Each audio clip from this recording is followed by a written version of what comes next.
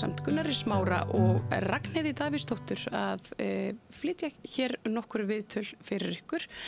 Við endum þáttinn á umræðu gervigreind. Þorsteinn Sigurðsson, heimspekingur og hagfræðingur, ræði við Gunnar Smára gervigreindina og hvaða áhrif hún hefur á fólk. Þá fæ ég þar á undan til mín Þórdísi Bjarnleifsdóttur, félagsráðgjafa og öryrkja til að ræða skýrslu Félagsvísindastofnunar sem kynnt var í gær örorkulífeyrisþega. Þá það Ragnheiður Davíðsdóttir sem ræði við Auði Guðjónsdóttur, móður ungra konu sem lenti í umferðarslysi árið 1988 og hún ræðir við Ragnheiði áhrif slysins og afleiðingar þess á líf fjölskyldunar. Við byrjum þáttinn á Gaza. Hingað kemur Katrín Harðardóttir en hún hefur fylgst náið með ástandinu á Gaza og í sambandi við fólkið þar. Við fáum einnig myndskeið frá fólkinu, vinum Katrínar, sem að lýsa fyrir okkur aðstæðum en þau eru inn í miðri Gaza borg. Þá ræðum við einnig við Hlyn Má Ragnheiðarsson sem er nemi og sjálfboðaliði hvernig venjulegt fólk getur lagt sitt að mörkum fyrir fólkið í Gaza og hvernig það getur borið sig að við slíka aðstoð. Þannig að nóg að vera hér í þætti kvöldsins, stokið við stuttar auglýsingar og svo ræðum við Gaza. Við lifum á tímum þegar þörfin fyrir opna og gagnrýna umræðu brýnni en nokkru sinni fyrr. Ég heiti Ólína Kjerúl Þorvarðardóttir og ég styð og vel samstöðina, sjálfstæðan og óháðan fjölmiðil.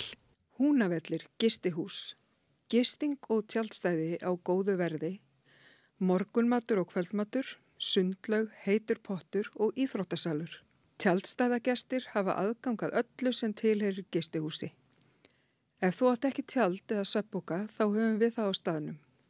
Upplýsingar í símum 848 7012 og 861 2319. Tölvupóstur hunavellir@hunavellir.is. Hjálpið okkur að byggja upp dreifikerfi samstöðvarinnar með því að læka síður samstöðvarinnar á YouTube og Facebook.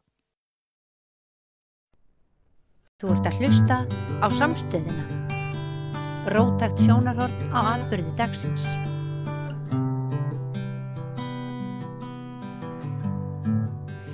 Já, komið sæl og hjartanlega velkomin að Rauðaborðinu. Ég heiti María Lilja og ástandið á Gaza. Við ætlum að taka það hér fyrir.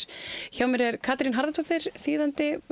Hún hefur fylgst vel með því sem að eiga sér stað í dag en Ísraelar og innrásarherinn tóku að beita sér að miklum þunga eftir að hafa bætt við 60.000 manns í herlið og segjast núna ætla að taka yfir Gaza borg sem svona stærsta svæðið þarna á Gazasvæðinu. Þarna eru 1 milljón manns sem að ýmist verða sett bara í myrt eða einhvern veginn rekin og flótta sunnar þar sem fyrir mjög lítið pláss. Katrín, vertu velkomin. Hæ. Hæ. Sæl og blessuð. Sæl og blessuð. Hér erum við aftur, enn og aftur að ræða Gaza og það stundum hugsa ég bara hvort að, ég veit ekki, það var sterkt að gefa bara út eitt innslag þar sem að maður segði ekki neitt, svona eins og Það náttúrulega búið að þegja allt og mikið. Kannski og líka segja, og þegja og segja. Einmitt, og það svo fátt sem ósagt. Já, það eitthvað þetta verður bara verra og verra. Já, þetta verður bara verra og verra og það ekkert ósagt í rauninni. Það ég meina, nú keppist fólk við að fordæma þetta svo sem, en ég meina, það svolítið svona too little, too late, eins og maður segir á ensku. Það svona, já, ertu búin að fylgjast með því svona sem að þessu helsta sem hefur verið fjallað í fréttum í dag? Sko, það sem ég veit aðalega svona lýsingar, ekki yfirlýsingar, heldur lýsingar á ástandinu frá fyrstu hendi, frá fólkinu úti. Þetta, uppfæri maður öðru hvoru einhverja vafra og skoða þessar fréttir, en það bara svo lítið að frétta, af því að það alltaf sama, það alltaf beðið eftir hvað Ísraels stjórn segir og hvað þau segja hitt og þetta, og svona til að halda geðheilsinu, þá sleppir maður bara helstu fréttamílunum og hefur bara samband við fólkið úti. Og Já, þú ert auðvitað mikið í sambandi við fólkið á Gaza. En það maður til að passa sig líka á því, að það ekki hægt að vera stöðugt og þau vita það alveg, og skilja það, og svo líka þegar mestu sprengingarnar standa yfir, þá internetsambandið stopult, en það sem að núna náttúrulega það byrjaði með fullum krafti í morgun og maður fær svona, upptökur af sprengingum og en svo líka bara það eiginlega samt ótrúlegt hvað þau eru. Ég í mestalagi sambandi við svona nokkuð stöðugur sambandi við kannski svona 5 til 10 manns og svo eru fleiri þannig líka sem eru öðru hvoru að poppa inn og maður svona og tjekkar öðru hvoru býtu, já, og það voða gaman að heyra frá þeim aftur, bara vitandi að þá að þau séu lífi. Já. Þetta svo undarlegur heimur að búa í. Þetta bara, maður búin að vera að lesa með einhverja dystopíur og sci-fi eitthvað, og svo bara, við lifum í því. Þetta svo skrítið og svo maður bara eitthvað að reyna að sækja barnið á leikskólan og það bara fara heima elda kvöldmatinn og samt einhvern veginn á meðan að maður í sambandi við fólk sem í raunverulegri hungursneið og þetta einhvern veginn, mín kenning allavega svo að þetta sé mér ráðum gert, þetta sé svona gert til þess að deyfa okkur öll einhvern veginn. Já, absolutt, að við fáum að fylgjast með þessu svona náið. Það hluti af þessu, þetta svona sálfræði hernaður ykkur. Ég bara alveg samfærð það að svo sé, Það eru, eins og ég sagði, þá eru það alltaf þessir þjóðaleiðtogar hingað og þangað sem að svona keppast að lýsa yfir, svona andúð á barnamorðum eða áhyggjum af ástandinu eða eitthvað svona. Þetta gerir þetta ekki nokkuð skapaðan hlut. Heilbrigðisráðuneytið á Gaza, það sendi Sameinuðu þjóðunum hjálparbeiðni sérstaklega í dag, en Ísrael hafði gert á kröfu að helsta svona sjúkrahúsið á öllu Gazasvæðinu, þar sem að þjónustar allt svæðið í rauninni með alvarlegustu tilfellunum, það inn í Gazaborg og Ísrael vildu sem sagt að þetta spítali sem að þjónar þau eru ekki lengur 2 milljónir, þau eru 1,5 en þjónar 1,5 miljón manna sem eru í sárri hungursneyð og bara limlest og Ég hugsa bara Landspítalan okkar það er ekki hægt að færa neitt svona og sérstaklega ekki með svona mikið veikt fólk og mörg börn sem eru í misjöfnu ásigkomulagi spítalan með böðunum að færa sig burtu úr miðri Gazaborg en heilbrigðisráðuneytið á Gaza á Gazasvæðinu þau sendu frá sér þessa yfirlýsingu þar sem að þau harðneita að verða við þessum kröfum Ísrael og kalla í leiðinni eftir því að Sameinuðu þjóðirnar geri eitthvað bara og það á að vera hægt það er hægt að virkja einhverja grein 7. grein það er með ef það að því tilskildu að ákveðin fjöldi ríkja, ég ekki alveg með þetta hreinu en það er ákveðin fjöldi ríkja sem leggur inn beiðni eða fordæmir opinberlega, þá má virkja þessa 7. grein eða hvað, og það er hægt og sama hvort að Bandaríkin beiti vídeó eða neitunarvaldi einmitt. Já, þannig að og það er einhvern veginn þegar maður sér við vitum hvað ég meina þegar Ísrael sprengdi fyrsta spítalan þá hugsaði með sér, ok, við komumst ekki neðar heldur þetta Núna stöndum við frammi fyrir því að bara allra síðasta sjúkrastofnunin, svona eiginlega sjúkrastofnunin á Gazasvæðinu, hún verði fjarlægð með hervaldi og sprengjum. Það bara það sem við höfum séð með allar einar. Og ég veit ekki, þetta einhvern veginn svona, þú veist, ég veit ekki, mér orðavant heila. Þú veist, þetta svona, maður búin að sitja þetta svo oft og maður búin að velta svo oft fyrir sér og maður búin að velta svo oft fyrir sér bara, þú veist, þetta bara tapað? Þetta bara að fara að gerast? Enginn að fara að hjálpa þeim? Þú veist, það svona vonleysis. Ok, í stærra samhenginu, svona pólitískt séð, þá Ísrael búið að vera. Þú veist, það bara, þetta ríki skildi kalla, á enga framtíð fyrir sér. Það bara algjörlega búið að fyrirgera rétti sínum til þess að vera til.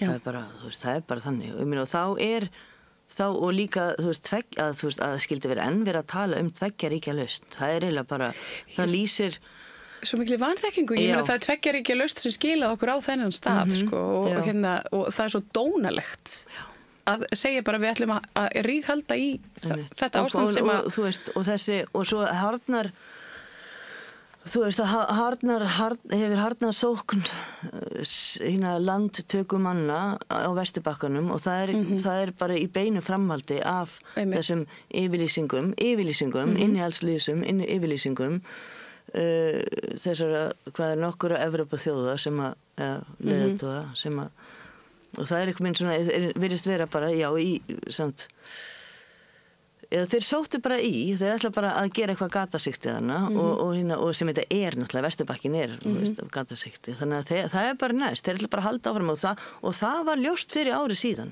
Og þeirra planið Greater Ísrael eins og það er kallað. Ég nefnilega einhvern tímann hana fyrir 2 árum þegar þetta byrjaði, byrjaði fyrir 80 árum en þarna í upphafi þessara árása þá sem sagt man ég eftir að hafa lesið bara eitthvað Greater Ísrael, hvað kjafta þetta eitthvað samsæri, en svo núna er bara verið að tala það fyrir opnum tjöldum bara, þú veist, þeir eru ekkert að fela þetta og þessir ráðherrar herru. Ekkert mál. Ég mislega sem gerist hér í útsendingu. Ég skal bara slaka á þessu. Ég var að býða þér hvort að Reha myndi svara aftur. Þetta er líka bara eins og einhverju skáldsögu, sko. Þetta eða hvað, ég veit ekki. Nei, manni þetta er allt búið að vera eitthvað svo óraunverulegt. Þetta er alltaf eins og svona skáldsögu og ég held sko að þú veist að maður er farin að svona, ég kann ekki íslenska orðið yfir að svona disassociation, þú veist, maður er svona farin einhvern veginn aftengjast einhvern veginn, þú veist, bara öllu og þú veist, ég með einhvern veginn allt bara, þú veist, maður er svona, þú veist velta fyrir sig bara einhvern veginn, þú veist, veröldurinn sem við búum í, þú veist, hvað skiptir máli? Skiptir eitthvað máli? Já, ég er ríghaldi í að bara ok, fjölskyldan, maður er bara svona hverjum degi bara ég vakna og segi bara já, ætlaði þau séu lifandi og þú veist, hvernig voru, þú veist, hver dó í nótt og svo bara, já, er mitt fólk lifandi og bara, já, ok og svo, þú veist, ég er ekki trúið manneska ég var, þú veist, allst uppið, þú veist að lífið væri, þú veist, eins og kertir sem sloknaði en nú er ég byrjað að biðja, ég hef aldrei gert það áður. Þetta er bara eitthvað svona, þú veist, og það er því að þau biðja mig að biðja fyrir sér. Þetta er nefnilega, þetta er svolítið magnað, því að þetta er, sko, í fyrsta sinn sem að ég hef skilið trúarbrögð. Akkurát. Og að því að ég, sko, og fána, það er eitthvað sem það rann upp fyrir mig ljós, fyrir jól, þannig að 23, þá bara já, einmitt þannig á Austurvelli bara, og þessi ég bara allt í einu fattaði hvað fánin er, ég hef aldrei skilið þessi farið til Danmörk og mér verið svolítið svona creepy að sjá hann danska fána út um allt, hvað þá, þú veist þannig bandaríska rosa fegin þegar ég flutti úr teigunum yfir í túnin, þá sé ég ekki flakt alltaf á húnni hjá sendiráðinu akkurat, veist, en núna skil ég þetta já. Og bara vildi svolítið að við hefum ég vildi við hefum verið hana með bláa fánan með fisknum á eða hvað það með? Já. Harðfisknum? Já, blárfórum með harðfisk. En bara, já. En þetta hefur ónefnilega mikil áhrif á fólk sama hvort að það sé mjög mikið inn í því sem að gerast á Gaza á hverjum einsta degi og líka þeim sem eru það minna en heyra þessu gegnum fréttir af því að þetta hefur áhrif á okkur öll og svona lúmst þá bara nær þetta okkur hvernig sem við horfum á hlutina eða hvernig sem við náum í okkur upplýsingar. Já, einmitt og líka þessi sálfræði hernaður sem bara nær til okkar allra örgla. Þegar ég var í partí helgina og auðvitað barst talið að þessu og þá bara, bara læknir á mínum aldri bara eitthvað, ég get ekki talað þetta, þetta svo erfitt. Ég veit samt alveg að, ég meina, þetta svo skrítið að fólk bara fólk sem hefur það gott og hefur bara lifað sínu lífi, þetta, við höfum öll mikið að gera. En þetta hefur, bein og dulin áhrif, bara hvað sem að, þótt að reyna að útiloka þetta og þetta, hver ég finnst þú sagðir áðan með þetta sé mér áðan gert, að þetta sé svona fyrir opnum tjöldum og líka eða bara að þetta sé hana í beinu það hefur, ég meina allir heimurinn ég meina það sástu mótmælinn í Kína það bara, það var rosalegt það bara, maður náttúrulega aldrei sé svona fjölda en það var bara og ég meina fyrir 1,5 árið, maður svona hugsa, er þetta út fyrir okkar landsluta veit fólk af þessu, þetta bara allir heimurinn núna og þetta hefur breytt heiminum. Þetta hefur breytt heiminum. Það einmitt það sem að þegar maður á í samtölum við fólk á Gaza og maður, eins og ég segi, hvað segir maður við mannesku sem að stendur í miðjum gasklefa og hefur ekki borðað í 3 daga einmitt og hefur ekki, þú veist, og það stundum, og þá einmitt grípum maður til þess að segja, þú veist, gleymdu því ekki að þú ert, heimurinn með þér og þú ert mikilvæg vegna þess að þú ert að breyta veröldina eilífu, allt þetta að eiga allir þessum samtölum en þetta líka, svo fyllist maður reiði fyrir bara mig sjálfa og þú veist, og barnið mitt og allt einhvern veginn, bara þú veist ég segja núna eigingjörnum bara þú veist, tilfinningum yfir því bara ég á ekkert að þurfa að standa í þessu og þau eiga þaðan af síður að þurfa að vera í þessu, bara hvar eru mín stjórnvöld og hvar eru stjórnvöld yfir höfuð, þú veist, þetta bara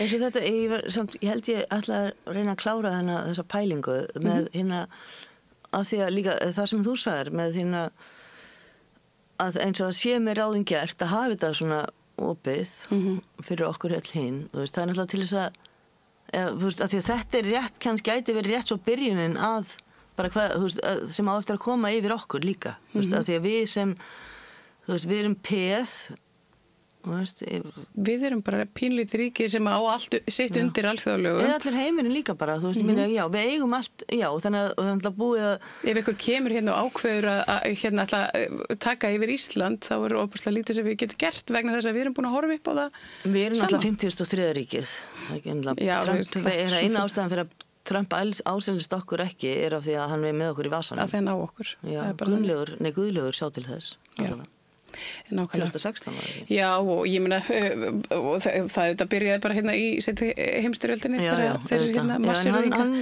það var svona lokahnykkurinn eða ekki sem hann sett á, en allavega, nei, þetta með að þetta bara svona, það eins og að sé verið að sýna okkur öllum hinum, bara þetta kemur fyrir ykkur, þetta mun gerast ef þið látið ekki stór fyrirtæki, þetta náttúrulega snýst fyrst og fremst peninga veist, og þau eru bara leiksoppar einhverja þú veist, stór fyrirtækjurinn þetta bara, hvað heitir það ég man ekki eins og hvað þetta heitir allt þú veist, en meðal annars Microsoft og Google og eitthvað sem kemur upp hjá Albanese sem alltaf bara stórkostleg, þú veist, ef ekki allir heimur viti hver, þú veist, það verður að vita hver hún og minn okkur ekki rúfbúin að tala hana og vitna í hana hefur þið séð það hjá þeim? Ég veit ekki, ég er svona Ég hef tekið eftir svona rólegri, hægfara breytingu á fréttaflutningi RÚV sem að hefur verið að gera betur, ekki það að það eru blaðmenn á RÚV, það er fréttafólk á RÚV sem að hefur staðið sig mjög vel og bara flutt fréttir af Gaza svolítið umbúðalaust og bara með beinum hætti, hinir hafa kannski einhvern veginn falið sig á bakvið hið meinta hlutleysi fjölmiðla sem að ég meina það er ekki hægt að vera að vísa í hlutleysi, það er ekki hægt að vera hlutleysi í þjóðamorði. Bara halló, ég held að það er búið að afgræða það á 2000-öldinni. Já, ég meina þú veist, það er bara, hér ertu með manneskju og hér ertu með vopn og þú veist. Já, steina og hríðskotabyssu. Og þú veist, já, ég meina, og þú horfir á það og segir, herðu, ég ætla ekki að gera neitt, ég ætla að fylgjast með þessu frá báðum hliðum. Þetta er einhvern veginn svona, já, allavega. Það eru að því við vorum að tala um svona yfirlýsingar, það var ein yfirlýsing sem að ég gladdi mig í dag. Það var yfirlýsing frá Körfuknattleikssambandi Íslands, KKÍ, sem að sendi alþjóðasambandi einhverju hvað heitir þetta, Körfuknattleikssambandi tónin. KKÍ. Já, KKÍ sendi alþjóða svona einhverju regnhlífarsamtökum. FIBA eða ekki? Já. Akkurat, þú ert betur að það er ekki þess heldur ekki. Senda þeim tónin. Ég var að lesa fréttina. Ég las hana fyrir í dag og bara eitthvað, já, ok. Og svo var ég bara, út af hvað get ég agnúast? Hvað er þetta? Ok, ég búin að fatta hvað ég get verið pirruð yfir. Ég er alltaf pirruð yfir öllu. Ég finn alltaf eitthvað til að vera pirruð yfir. Og það auðvitað snýst þetta bara um peninga. Það er alltaf peningar. KKÍ hefur ekki efni á þessu að segja nei. Sem er bara ömurlegt. Og þá ætti bara ríkisstjórnin að standa á sínu náttúrulega. Þetta kemur alltaf niður á þeim. En hvað, þú ert bara mannaduglegust held ég að mæta í mótmæli og viðbrigði og... Ég mæti ekki alltaf, eða því ekki. Já, bara þegar þú getur, ég meina. Þú hefur staðið pliktina fyrir ansi marga þar svona í mótmælunum. Það eru mótmæli á morgun. Já, alveg rétt. Já. Það er gott að byrja daginn þannig. Það er mjög gott ég er mjög hressandi, ég mæli með því. Og þau eru, manstu klukkan hvað þau eru? Það er ekki 8:45. 8:45 fyrir fram á stjórnarráðið.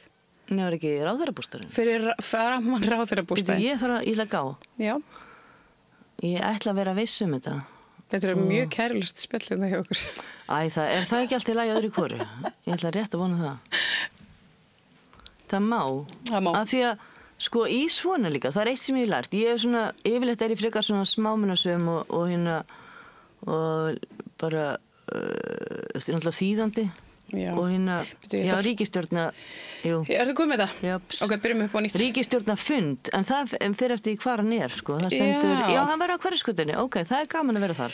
Ok, þá bara svona byrjum við aftur. Númer 4, við Arnarhól. Það bara, fyllum Arnarhól, gerum það. Þú veist, ég er náttúrulega, ég held í vonin alltaf, þannig að ég sé alltaf fyrir mér að sé bara eins og ég var reyndar hann líka á Arnarhóli 24. október, var það ekki kvennafrídagurinn? Já. Og þá var náttúrulega geggjað að standa með öllum íslensku konunum af því að ég fór í bakari rétt fyrir hund og þar var nú reyndar ekki íslensk kona. Nei, mitt, það var önnur saga. En já, ok, já. Mótmæli fyllum Arnarhól, fyllum hann. Já, bara fyllum Arnarhól í fyrramálið klukkan 8:40. Já, svo er annað sem ég lært af þessu og það er bara taka ég tek Nike slagorðið mjög að hjarta mér og bara let's do it, þú veist, bara gerum þetta, þú veist, og það er eitt svona síðustu 2 ár sem hafa kennt mér í þessu. Þú veist, ef það er eitthvað sem stendur hjartamanni næst, þá, þú veist, skipt ekki máli hvort það sé stafsendingavilla eða staðrendavillur er náttúrulega frekar slæmar. Já, þá er maður bara að læra þetta. Já, eins og maður bara að gera líka bara, maður gerir það, maður tjekka bara. Þannig að, já, en þú veist, og það er nóg að þessum millum núna og hafa komið. En þetta er ástandið á Gaza, það er skelfilegt. Við ætlum að fá að heyra frá fólkinu á Gaza. Við fáum myndbönd frá konum, kennara og hver var hinn? Má ég segja svolítið deili á, Reham barnaskólakennari og hefur, síðasta haust þá söfnum við nokkur fyrir tjaldihandinni til að hún geti haldi áfram að kenna og hún hefur gert það og staðið sína plikt og hún svo er hún með magasár og fær ekki, náttúrulega ekkert í boði hennar og sér líka fyrir öldruðum foreldrum og systrum og börnunum þeirra og það bara, við erum að tala 17 manns en hún fer samt á hverjum degi að kenna börnunum og labbar 10 kilometra til þess og þetta bara svona aðstæður sem það alltaf brjálaður hiti núna yfir 40 stig og það lækkar ekkert á nætunar það bara, stendur allt í stað og það bara svakalugur raki og fólk bara þetta bara við getum náttúrulega ekki sett okkur í þessar við erum ekki með hugarflug í þetta við erum svo ofalinn og höfum að það verður allt svo smávægilegt þegar maður Já, þegar maður setur það í sammengi við þetta fólk en já, það Reham sem að Já, Reham og svo fekk ég líka einhverjar myndskot eða hvað þetta kallar klippur frá mann sem heitir Sharaf og svo reyndar líka það er talið þá ég náðu ekki sambandi og það þá Sharaf og Reham sem að ætla að sýna okkur bara nákvæmlega hvað og hvernig ástandið á Gazasvæðinu þar á eftir ætlum við svo að fá að tala við hann Hlyn Má Ragnarsson sem er nemi og sjálfboðaliði hvernig einstaklingur á Íslandi, venjulegt fólk, þú og ég, hvernig við getum hjálpað fólkinu á Gaza með mjög einföldum hætti. Og þannig að það eru myndbönd af Gaza og svo Hlynur Már og ég þakka þér Katrín Harðardóttir kærlega fyrir að koma og fara hérna í gegnum fréttir dagsins með mér og tók ég við hér eftir Reham.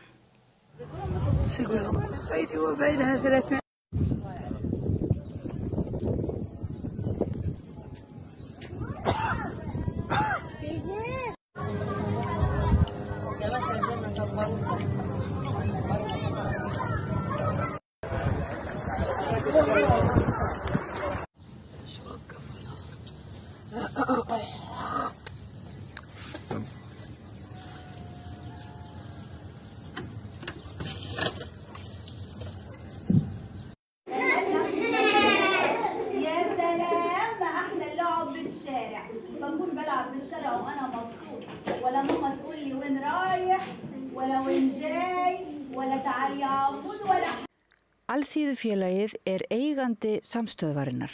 Markmið félagsins að auðga og bæta umræðu í samfélaginu. Allir geta gengið í Alþýðufélagið með því að skrá sig fyrir áskrift að samstöðinni. Samstöðin.is. Ég heiti Þórhildur Þorleifsdóttir. Á samstöðinni fjörug, opin, skemmtileg og gagnrýnin umræða allt milli himins og jarðar. Samstöðin á erindi inn á öll heimili. Allir þættir samstæðuverinnar eru á YouTube.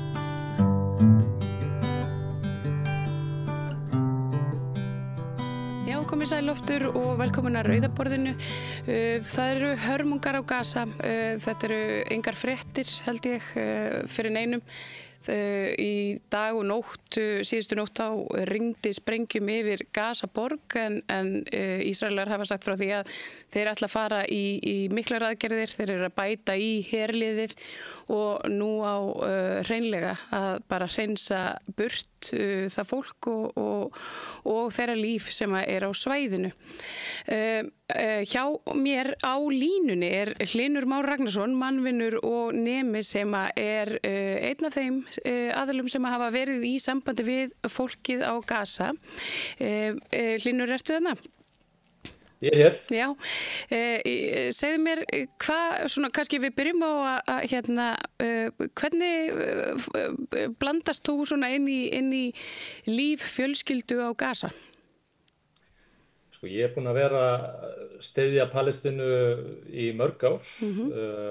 Byrjaði þannig að ég að horfa á Eurovision þegar Eurovision var haldið í Ísrael 2019 og mér leið svona eins og ég væri svona sá einu á landinu sem að væri að sniðganga Eurovision þá. En ég var byrjaður að fylgjast mikið með því hvað var í gangi þarna á svæðinu á Gaza og hérna á Vesturbakkanum og svo náttúrulega byrjar þetta þjóðamorð núna fyrir tæpum 2 árum síðan. Já. Og ég byrja að greina frá því það sem að gerast þar. Var mikið að fylgjast með sko, sem sagt, öllu þarna sem var að gerast þarna í byrjun á þjóðamorðinu. Og hérna, og svo bara, þú veist, þegar maður að setja sig svona mikið inn í þessi mála þá eiginlega óumflýjanlegt að maður svona spyrja sig hvort að maður geti gert eitthvað sko, og hérna og ég hafði samband við fólk hérna á Gaza og svo hérna hef ég verið að vinna með samtökunum Vonabrú. Já. Og hef komist í kynni við fleiri á Gaza í gegnum samtökin sko. En hvernig það og ég þekki það sjálf bara úr mínu lífi, það óbúslega erfitt að einhvern veginn eiga þessum samskiptum og þá ég ekki að tala um að það sé erfitt fyrir mann sjálfan einhvern veginn, það bara svo átakanlegt og hérna að vera bara í þessu og í lífum þessa fólks og geta einmitt ekkert gert neitt annað heldur en að svona veita stuðningi gegnum síma og kannski leggja inn 1, 2, 3, 4 kaffibolla ef maður hefur ráð á. Hvernig hvernig hefur þitt fólk það? Hvernig ég spyr vini mína how are you surviving sem að útlegst sem hvernig ertu að lifa af á íslensku. Ert þú að eiga í svona svipuðum samtölum? Já, hvernig hefur fólkið á Gaza? Það náttúrulega Það hefur það bara alveg hræðilegt.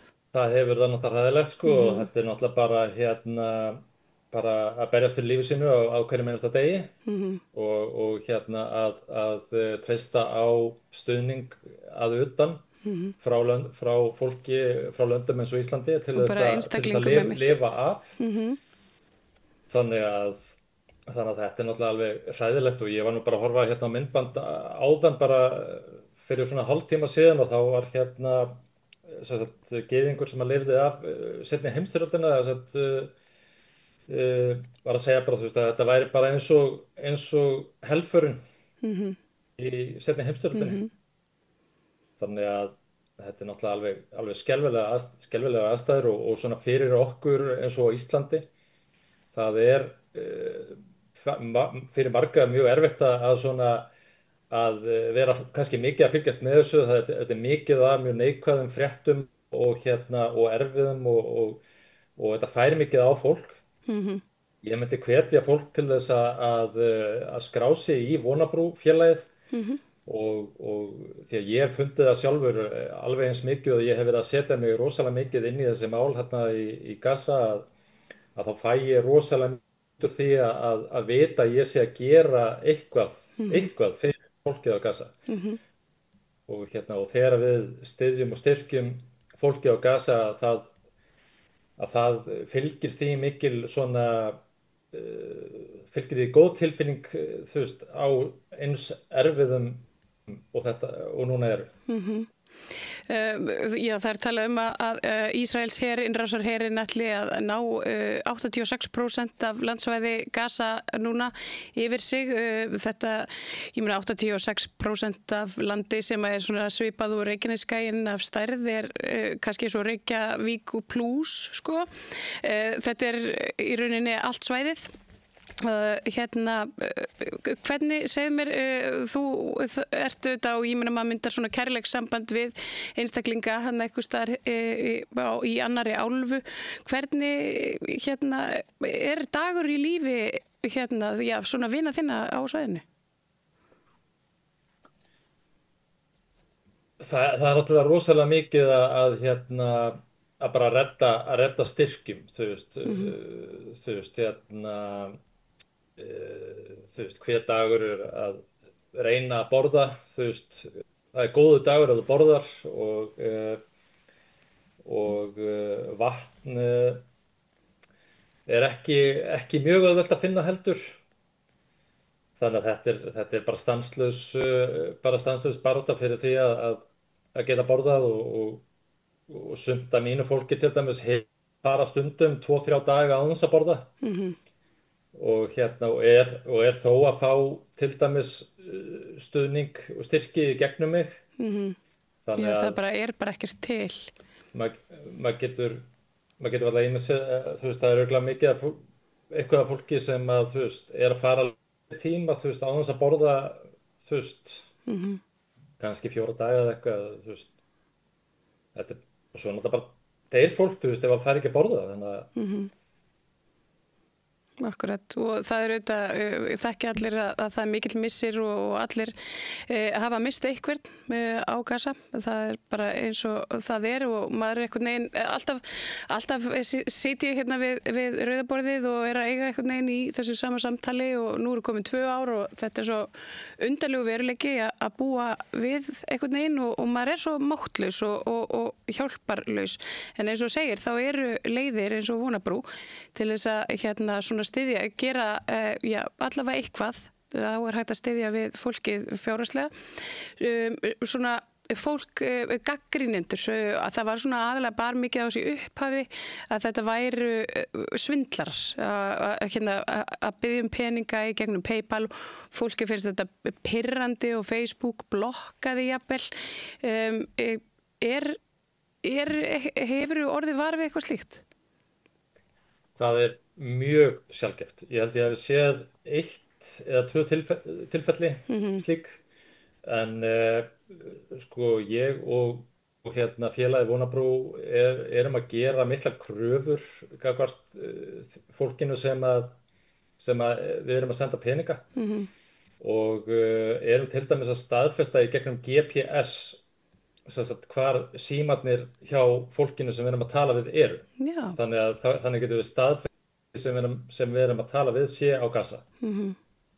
Og mér hefur fundist það mjög hjálplegt til þess að staðfesta það að við séum að tala við fólkið á Gaza og við séum að styrkja Gaza en ekki eitthvað annað. Akkurat. Og þetta eru mjög stórar fjölskyldur, það svona menningarlegt að það eru mörg börn í fjölskyldum og fjölskyldur eru mjög nánar, stóri systkinahópar með öll sín saman. Þetta þannig að höggið fyrir hvern einstaklingar svo mikið, það eru svo margir sem deyja í kringum fólk, það allir að missa ástvini. Hvernig leitir fólk eitthvað til þín? Ég hef nefnilega lent í því sjálfa að fá uppringingar frá bara fólki í einhvers konar bara hryllilegu sorgarástandi og sem að þarf hreinlega bara að tala við eitthvað sem ekki hluti af þessari styrjöld þarna. Sko, ég er að tala við það mikið af fólki á Gaza sem að leita eftir styrkjum. Þannig að ég hef í raun og veru þurft að hætta að samþykkja vinabeiðnir frá Gaza af því að ég í raun og veru upphaflega þá var ég kannski búin að taka kannski 30-40 vinabeiðnir og mér langaði að hjálpa þeim öllum. En út af þessum rosalegu verðum sem eru á öllu í Gaza að þá hefur það bara reynst mjög erfitt að hjálpa fleirum. Þannig að ég hef tekið það ákvörðun að hjálpa einni fjölskyldu sérstaklega og hún býr í húsi með 7 öðrum fjölskyldum þannig að þau ná aðeins svona að vinna saman og nýta peningana saman. Þannig að ég hef ekki getað þannig sé í raun og veru gefið mér tíma í það að gera neitt annað heldur en að reyna að redda fólkinu peninga og ég hef verið að fara til dæmis, ég fór núna í júlí sem var nú kannski ekki alveg besti tíminn en ég hérna út bæinn hérna í Reykjavík og hérna talaði við presta í kirkjum og var hérna að leita eftir styrkjum frá kirkjum og hérna hefur verið að hafa samband við öll hérna hjálparsamtök á Íslandi varðandi það að vinna saman af því að bæta við fjárhagslegan stuðning við fólki á Gaza. Þannig að það hefur svona verið það sem ég hef verið að einbeita mér að. Það get ekki allir gert allt, einmitt. Nei, ég hef ekki getað gefið mér tíma í að í þessi púst eða svoleiðis sem að fólk þarf náttúrulega á að halda, sko. Hérna, já. Já, en fyrir þau sem ekki vita hvað Vonarbrú þá kannski hérna rétt að lókum útskýrur fyrir mér aðeins og okkur og hlustundum sem já, hvað Vonarbrú? Vonarbrú félag sem var stofnað af henni Kristínu, hjúkrunarfræðingi á Akureyri og hún í raun og veru bara kom inn í þessi mál bara á svipuðum forsendum og ég með og vildi hjálpa fólkinu á Gaza og vildi gera eitthvað og tók ákvörðun að stofna félag sem varð að veruleika núna í júní og félagið til dæmis að taka þátt þarna í Íslandsmótinu núna í þessari viku með alveg heilan hellinga fólki sem að hlaupa fyrir félagið. Einmitt. Og að gera að heita á fólk sem að hlaupa í Íslandsbankahlaupinu eða að skrá sig í félagið. En að einbeita sér að því að styðja við barnafjölskyldur á Gaza og styrkja mat og slíkt. Já. Þannig að það rauninni, þau sem ekki treysta sér til þess að eiga í samskiptum beint við fólkið á Gaza eða þora ekki að svona velja og hafna það hægt að hafa sambandi við Vonarbrú og Vonarbrú svona tekur við stuðningi og kemur honum í hendur þeirra sem að þurfa. Akkurat. Þakka kærlega fyrir að koma hingað til mín Hlynur, eða vera hérna í internetinu með mér. Það var gott að tala við þig og þetta eru góðar upplýsingar. Ég segi bara gangið vel og þakka þið fyrir. Takk fyrir. Hvar skrá ég mig í áskrift? Samstöðin.is Frjáls fjölmiðlun á í vök að verjast allstaðar, ekki bara á Íslandi. Peningavaldið og sterku hagsmunaöflin eiga greiðan aðgang að stjórnvaldi og fjölmiðlum og eiga jafnvel sína eigin fjölmiðla. Þess vegna samstöðin svo mikilvæg. Hér pláss fyrir allar raddir, málin eru krufin til mergjar og samtölin eru stór og innihaldsrík. Samstöðin mikilvægt lýðræðistæki. Ég heiti Kristín Helga Gunnarsdóttir og ég styð samstöðina. Allir þættir samstöðvarinnar eru fáanlegir á öllum helstu hlaðvarpsveitum.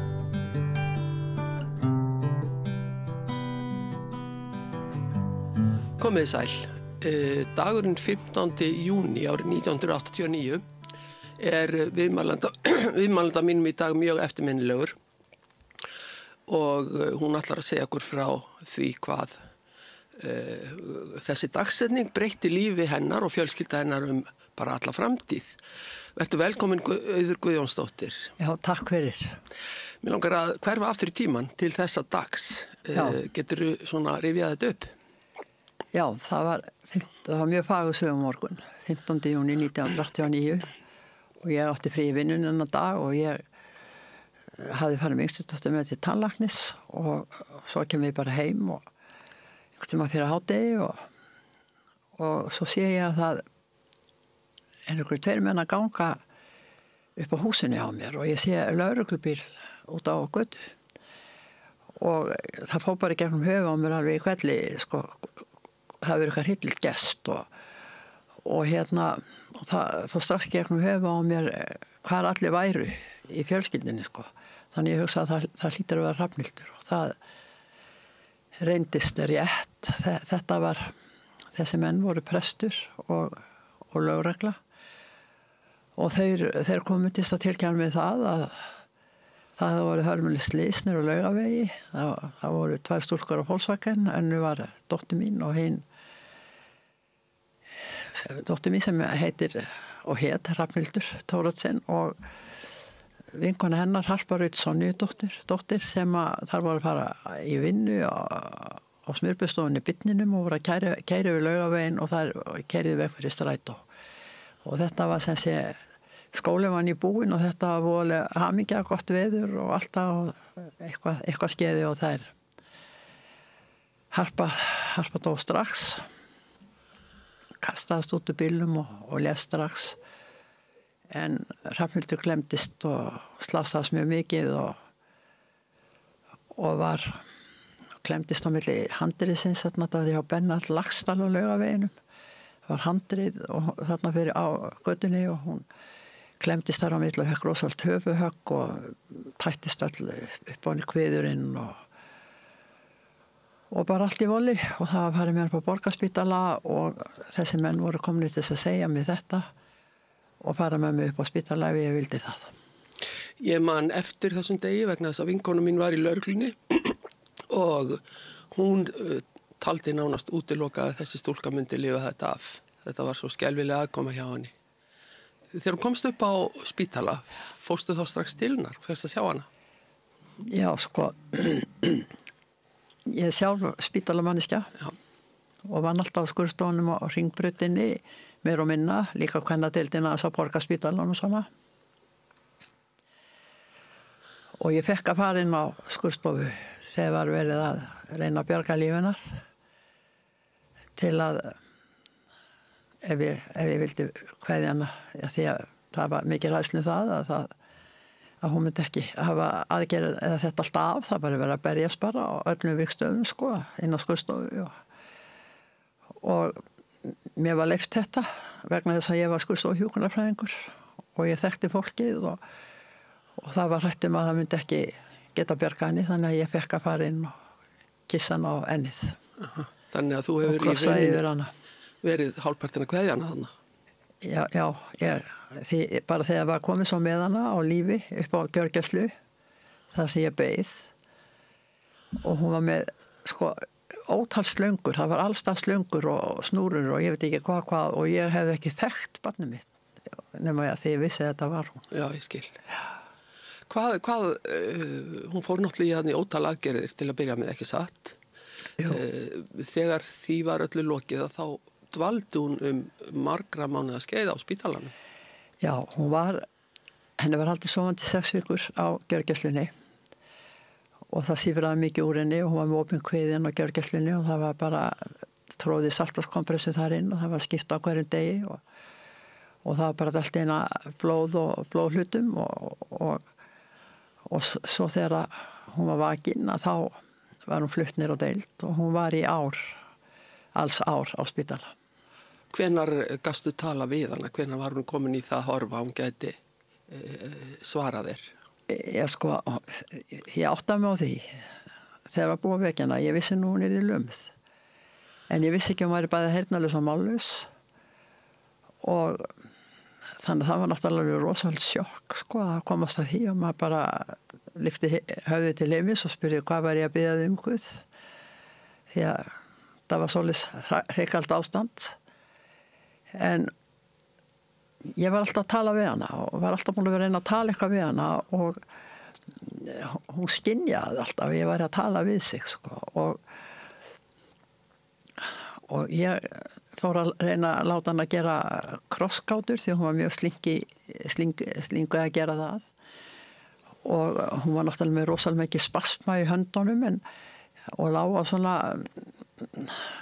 hænsnapriki sem kallaði það var svona samloka sem var snúið fram og tilbaka og þegar hún lá á maganum þá var borðið undir og ég lét hann að penna og krossgátublað og það stóð blóm og hún skrifaði rós og ég var svo hamingjusöm, ég ætla ekki að lýsa ég hljópum allan spítalan að segja fólkinu frá þessu sko, þá var allavega hún hugsaði rétt. Það var einn lítill sigur þarna í upphafi. Akkurat. En eitthvað hægt að lýsa því hvernig móður verður við þegar að svona hlutir gerast?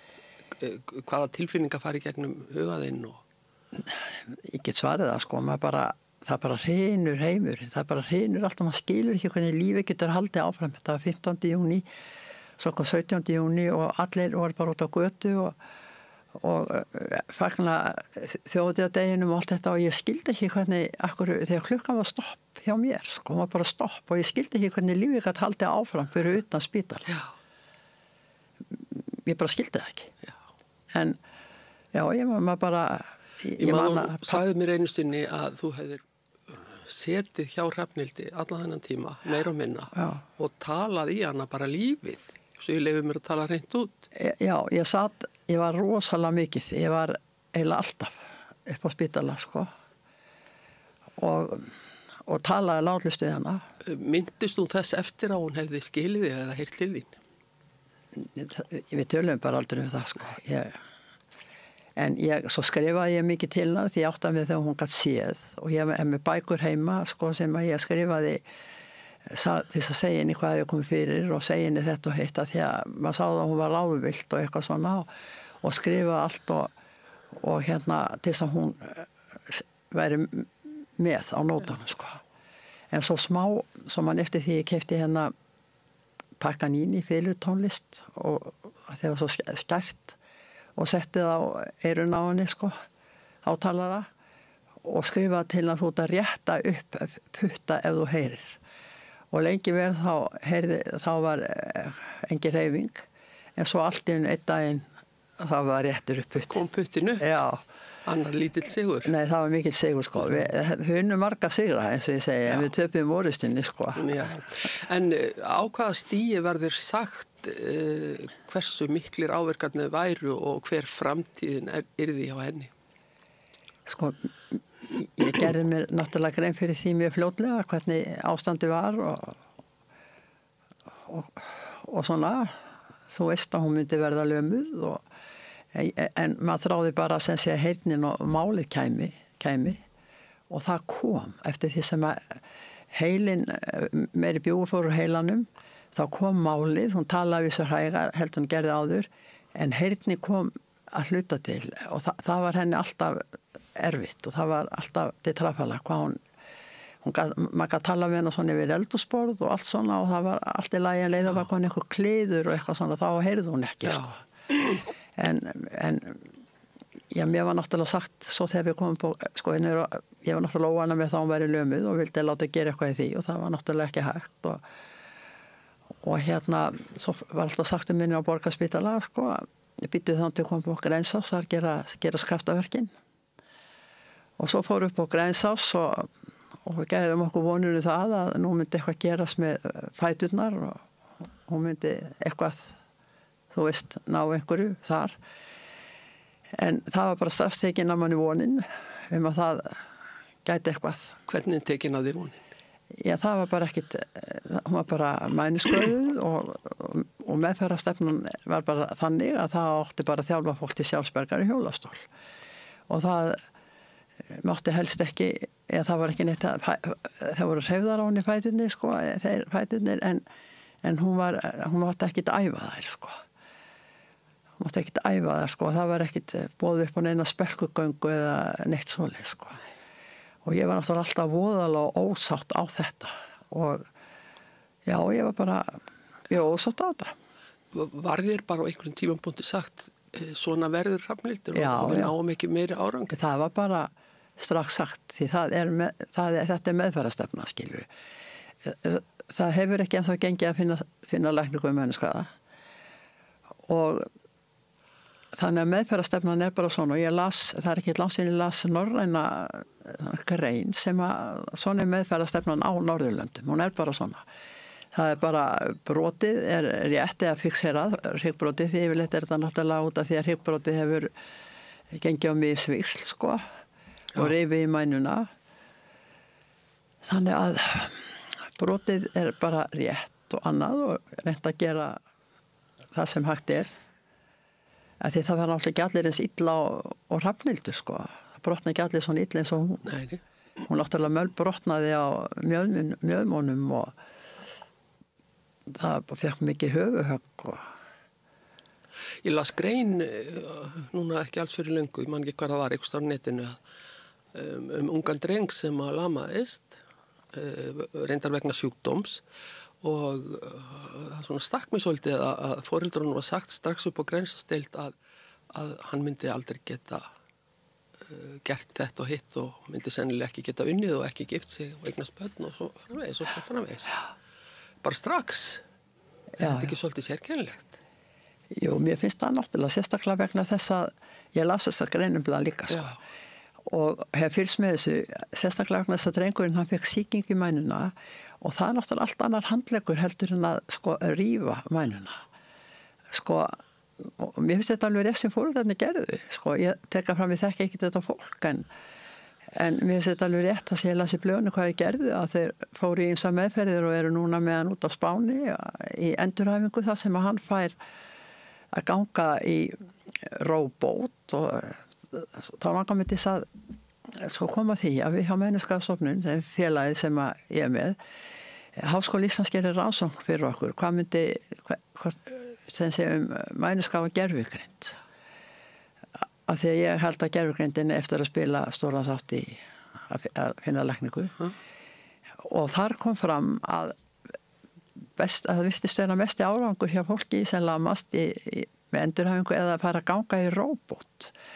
Það er svona með bara róbót sem að bara eru fætur og alls staðar og hendur og það sem að fólki þarf á að halda og svo er svona rafmagnskassi aftan á sem að gefur rafmagn, ég kann ekki að segja þetta nógu vel sko. Þannig að þá sko, og það stjórnar útlimánu þannig að fólki hreyfir eða þetta hreyfir fyrir fólkið, fætur og hendur eða hvað sem er.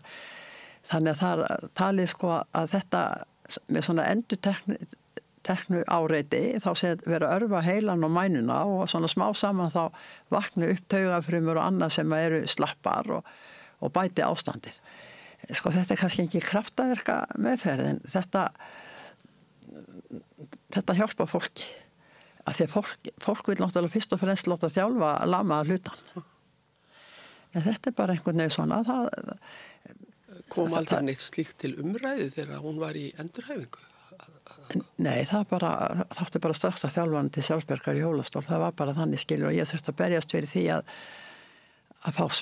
fá smiðar á hana spelkur. Ég meina, sko þau okkur eins og svilt ekki að hún fengi að fara spelkur eða eitthvað en ég fekk eitt sem ég vann með baklunalæknum, skurð og þeir reyndust mér nú aldeilis vel og hafa gert allan tíman og einn hann Höskuldur Baldursson, hann skrifaði upp á spelkur fyrir hana og hún fekk spelkurnar og svo kom hún upp á Reykjalund og þar kom í ljós að hún gat sett hana fótinn fram fyrir hinn og við fórum í tilraunum með fyrir annað eins og kannski þjóðinu kunnugt en þetta var svona einhvern veginn svo skrítið, ég meina eins og Grensás þá var sagt að hún myndi náttúrulega aldrei geta gengið og það var sagt að hún myndi ekki geta lært á bíl og það var sagt að hún geti ekki farið í skóla en sko hún lærið á bíl og fór í skóla og lauk stúdentsprófi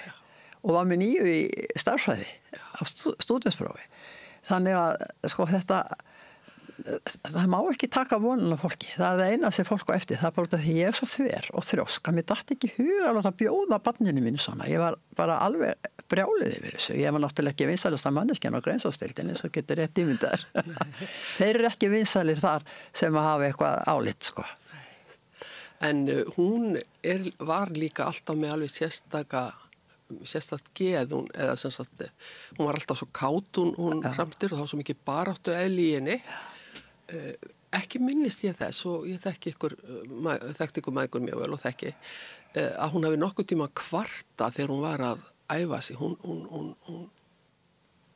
einhvern veginn var alltaf samfærið að hún myndi geta gert eitthvað já.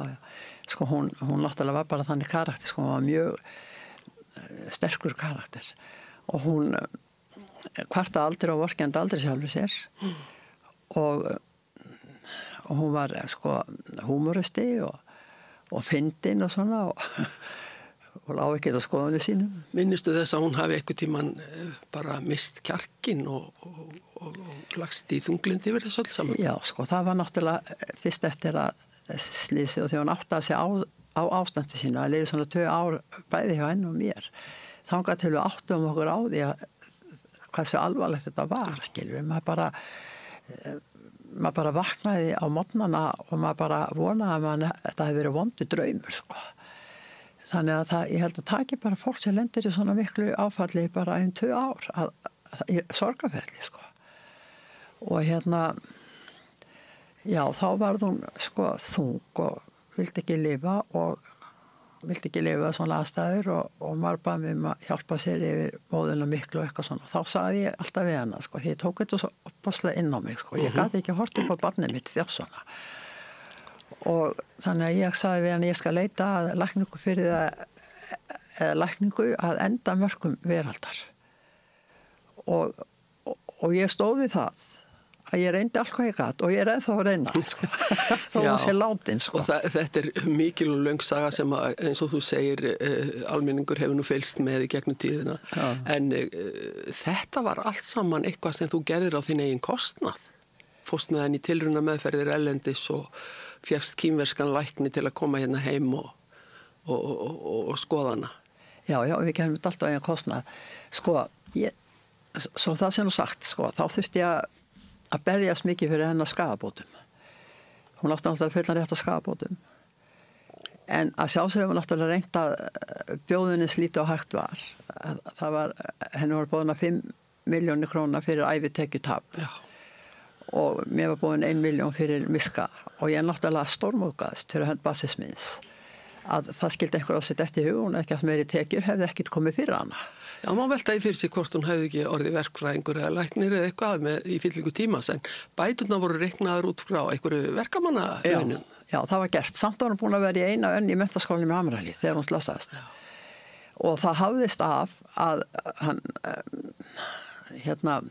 lögfræðingur sem við réðum, sem hétt Helgi Birgisson, við erum búin að gleyma hvað svona var, að hann hafði það af að hún var metin eftir háskólamentum ríkisstarfsmanni og það þurfti að hafa mikið fyrir þessu, þannig að hún fekk skaðabætur sem voru settar í banka og við notum hluta af þeim svona, og líka af okkar peningum foreldrana, eða mér og mannsins og pappinar, við hjálpumst að og við fórum með hana til Kína í Shanghai af því að ég hafði frétt það eða heyrt það, þetta var nú ekki svona eins og í dag að leita, sko. Maður var að skrifa bréf og svona, ég hafði heyrt það væri kínverskur læknir sem ætlaði að fara til Las Vegas sem að væri að gera tilrauna meðferðir á mænuskoðum og hann var að halda fyrirlestur í Las Vegas einhverja tiltekna daga, svo ég dreif mig til Las Vegas og vinkonum mín sem átti heim í Colorado, við hittust þar og hún kom með mér. Þar hitti ég hana Kínverja og hann sagði, sko, já, þið getur komið til Shanghai ef þið vilja og ég get skoða hana og allt þetta en ég lofa okkur ekki neinu þegar það komið 6 ár síðan hún slasaðist. Já. Og svo náttúrulega byrjaði það þegar ég kom heim að ég fór að vinna í því að fá þennan mann heim og ég samti við þá Berknaðarlæknavini mína, Aldur Jónsson, sem var þá yfirlæknir á Berknaðardeildinni, að hann fengi að óperera hana þar, gera tilrauna með eitthvað þar, ef á þyrfti að halda. Já. En allavega þá dreifum við okkur fyrst með hana til Kína í skoðun. Og ég var inn á skurðstofu og horfði þegar hann var að skera fólk upp í svona aðgerðir og sá það þessi maður var fær skurðlæknir og vissi alveg hvað hann var að gera, þannig að ég stakk upp á því að hann kemur frekar til Íslands og skera hann upp þar. Og þess vegna samdi ég við Halldór og þetta var bara, því var tekið vel. En það gekk, sko, það var þrautið þyngra hann á kínverjunum heim því að hann var herlæknir og kínverski herinn hafi meinað honum útgöngu úr landinu. Já. Og þá var það þá sem ég talaði við Jón Baldvin Hannesbalsson sem var utanríkisráðherra og sagði farið mín ekki sléttar, hvort það væri möguleiki á utanríkisráðuneytið myndi geta hjálpa okkur heim með mannin, hjálpa okkur heim með mannin. Nema þá að svo kemur að því að frú Vigdís Finnbogadóttir, hún að fara í opinbera heimsókn til Kína og að eiga fund með Jiang Zemin, forseta Kína, þáverandi.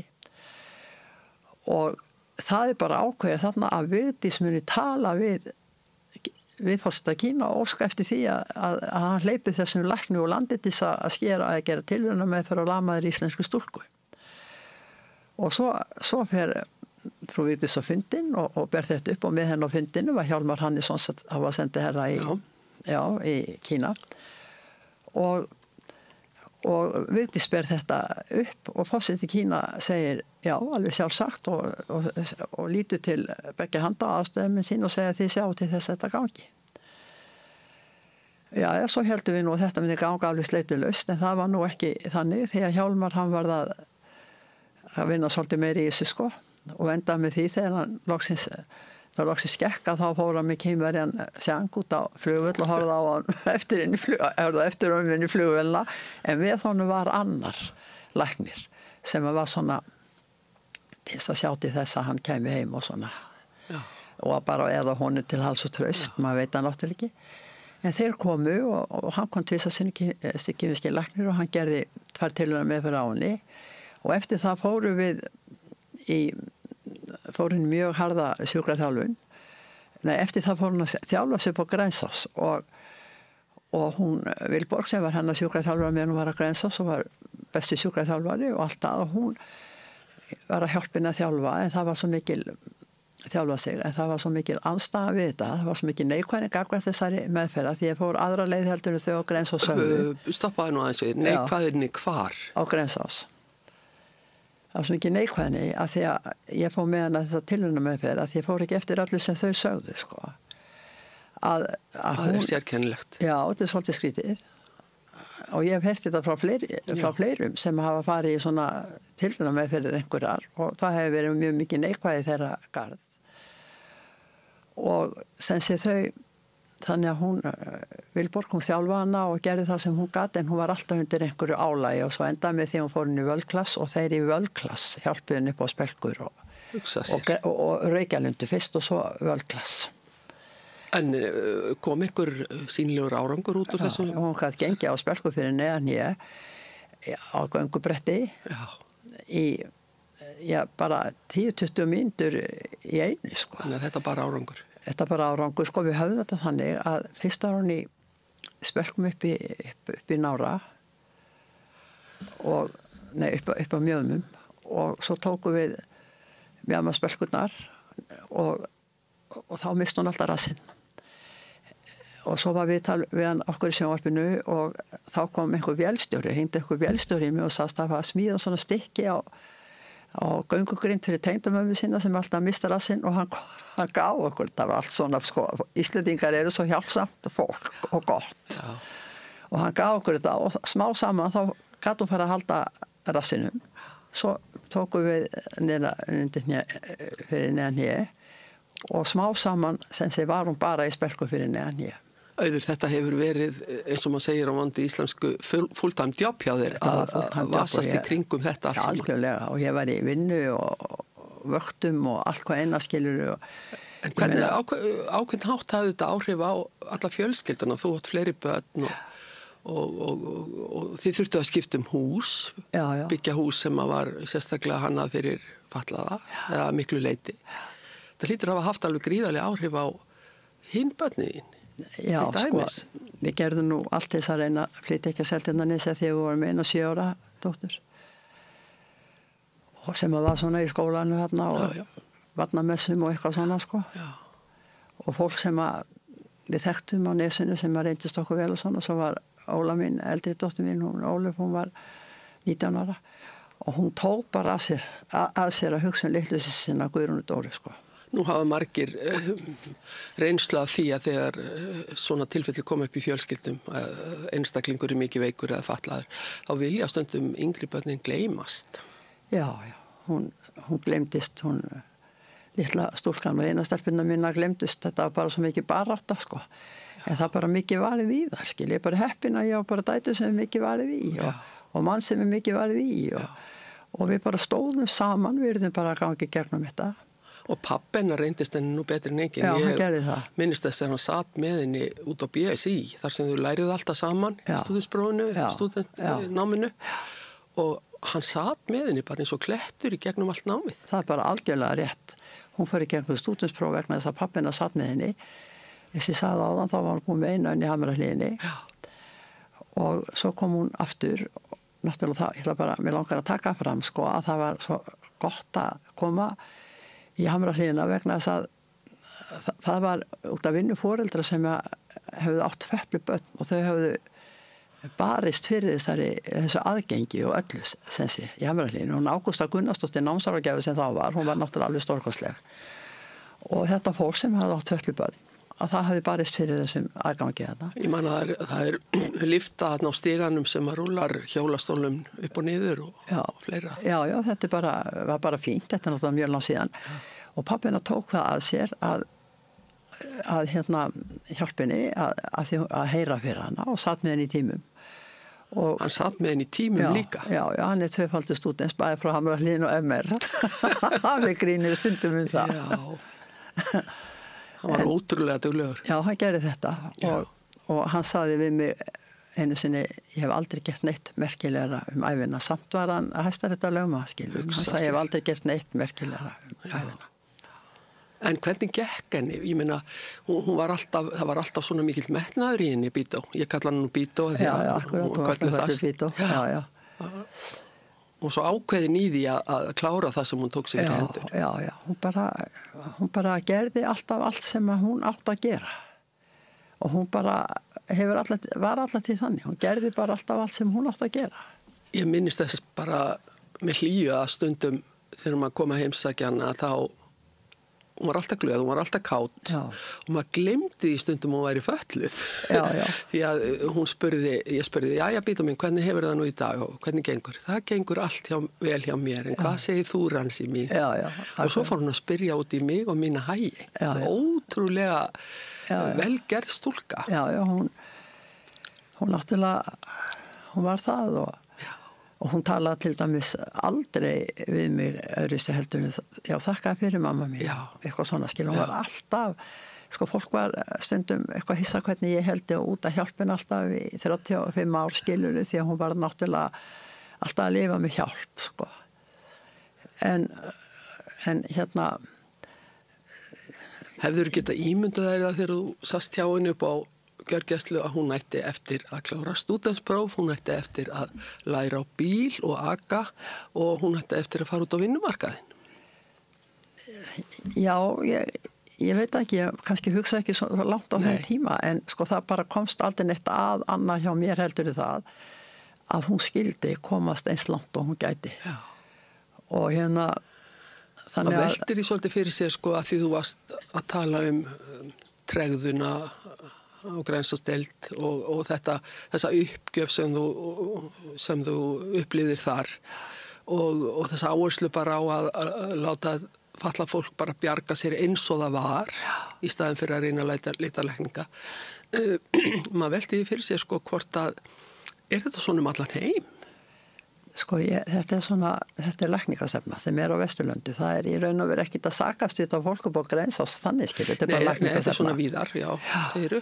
En svo náttúrulega, sko, þú getur ímyndað þegar við fórum sko 4 sinnum til Moskvu í rafmagnsmeðferðir.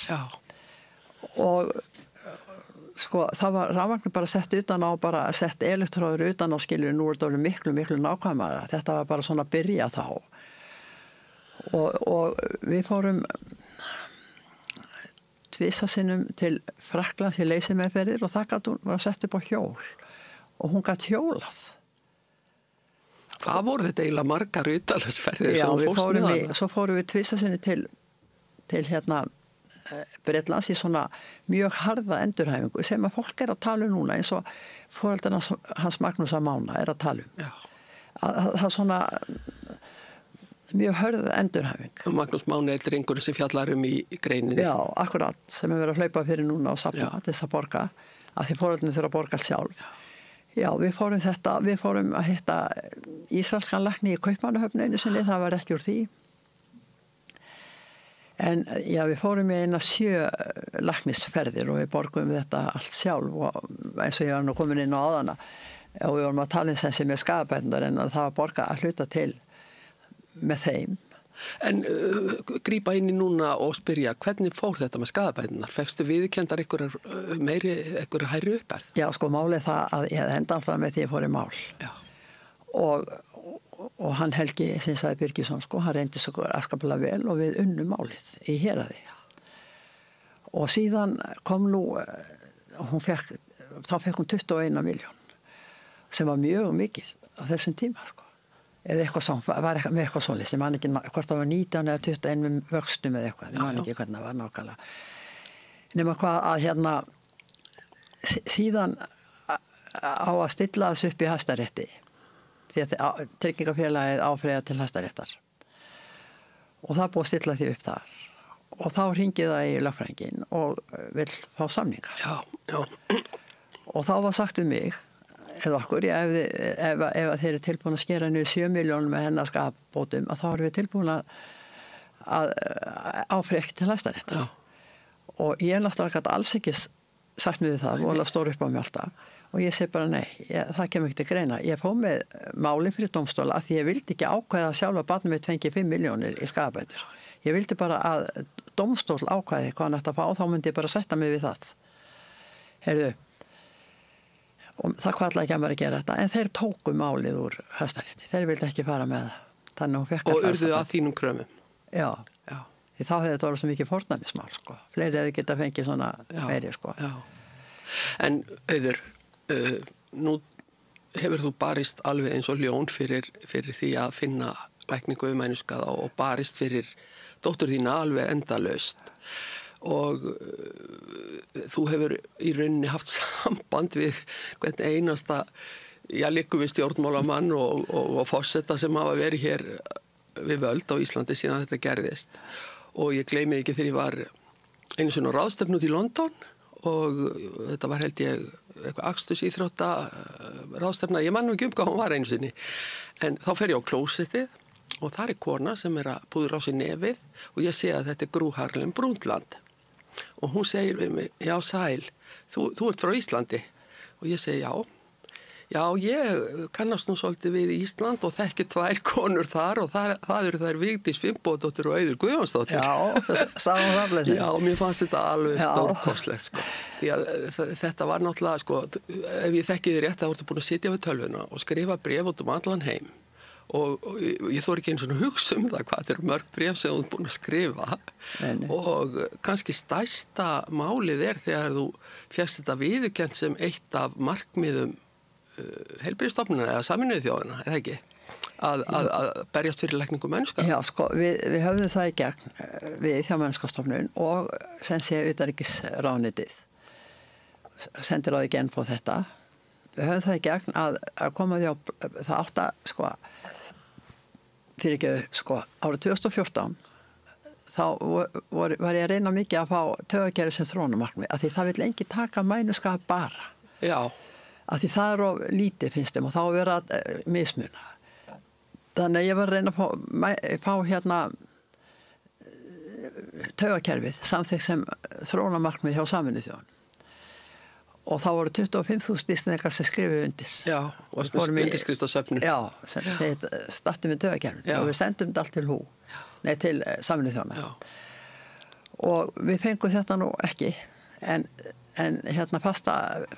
föstu fulltrúarnir í New York, Íslands, þeir unnu náttúrulega mjög vel og komu orðunum neurological disorders eða meini taugakerfinu inn í eitthvað hjá Sameinuðu þjóðanna sem átti að taka á næstu 15 árin.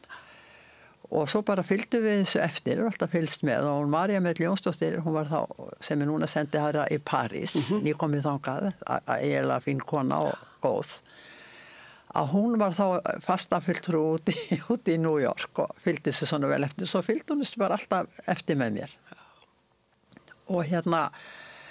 Og svo kom tækifærið, þegar þetta var komið til 7 árum setna var sett átak að stað, það átti bara að vera flóaveiki. Það átti að taka, það átti bara flóaveiki. En þá var bara ákveðið að vaða í það, að reyna að koma öll taugakerfinu inn og það var gert. Og Amerikanar studdu þetta. Ameríska sendiráðið í Genf, þeir studdu þetta sem að skipti miklu máli, þegar skipti alltaf miklu máli ef Amerikanar styðja. En ég ætla nú að spyrja svolítið svona kveikindislegra spurningar. Hvernig tóku allt þetta fínu fólk út allan heim því þegar venjuleg móðir og hjúkrunarfræðingur upp á Íslandi var að biðja það þetta og hitt? Því var náttúrulega tekið vel, sko. Ég meina, ég skrifaði náttúrulega, var alltaf að skrifa bréf. Ég skrifaði Ban Ki-moon 2 bréf og Amina Mohammed sem hún staðgengill hans Antonio Guterres eða vara aðalritari Sameinuðu þjóðanna, hún svaraði í bæði skiptin og hvatti mig áfram.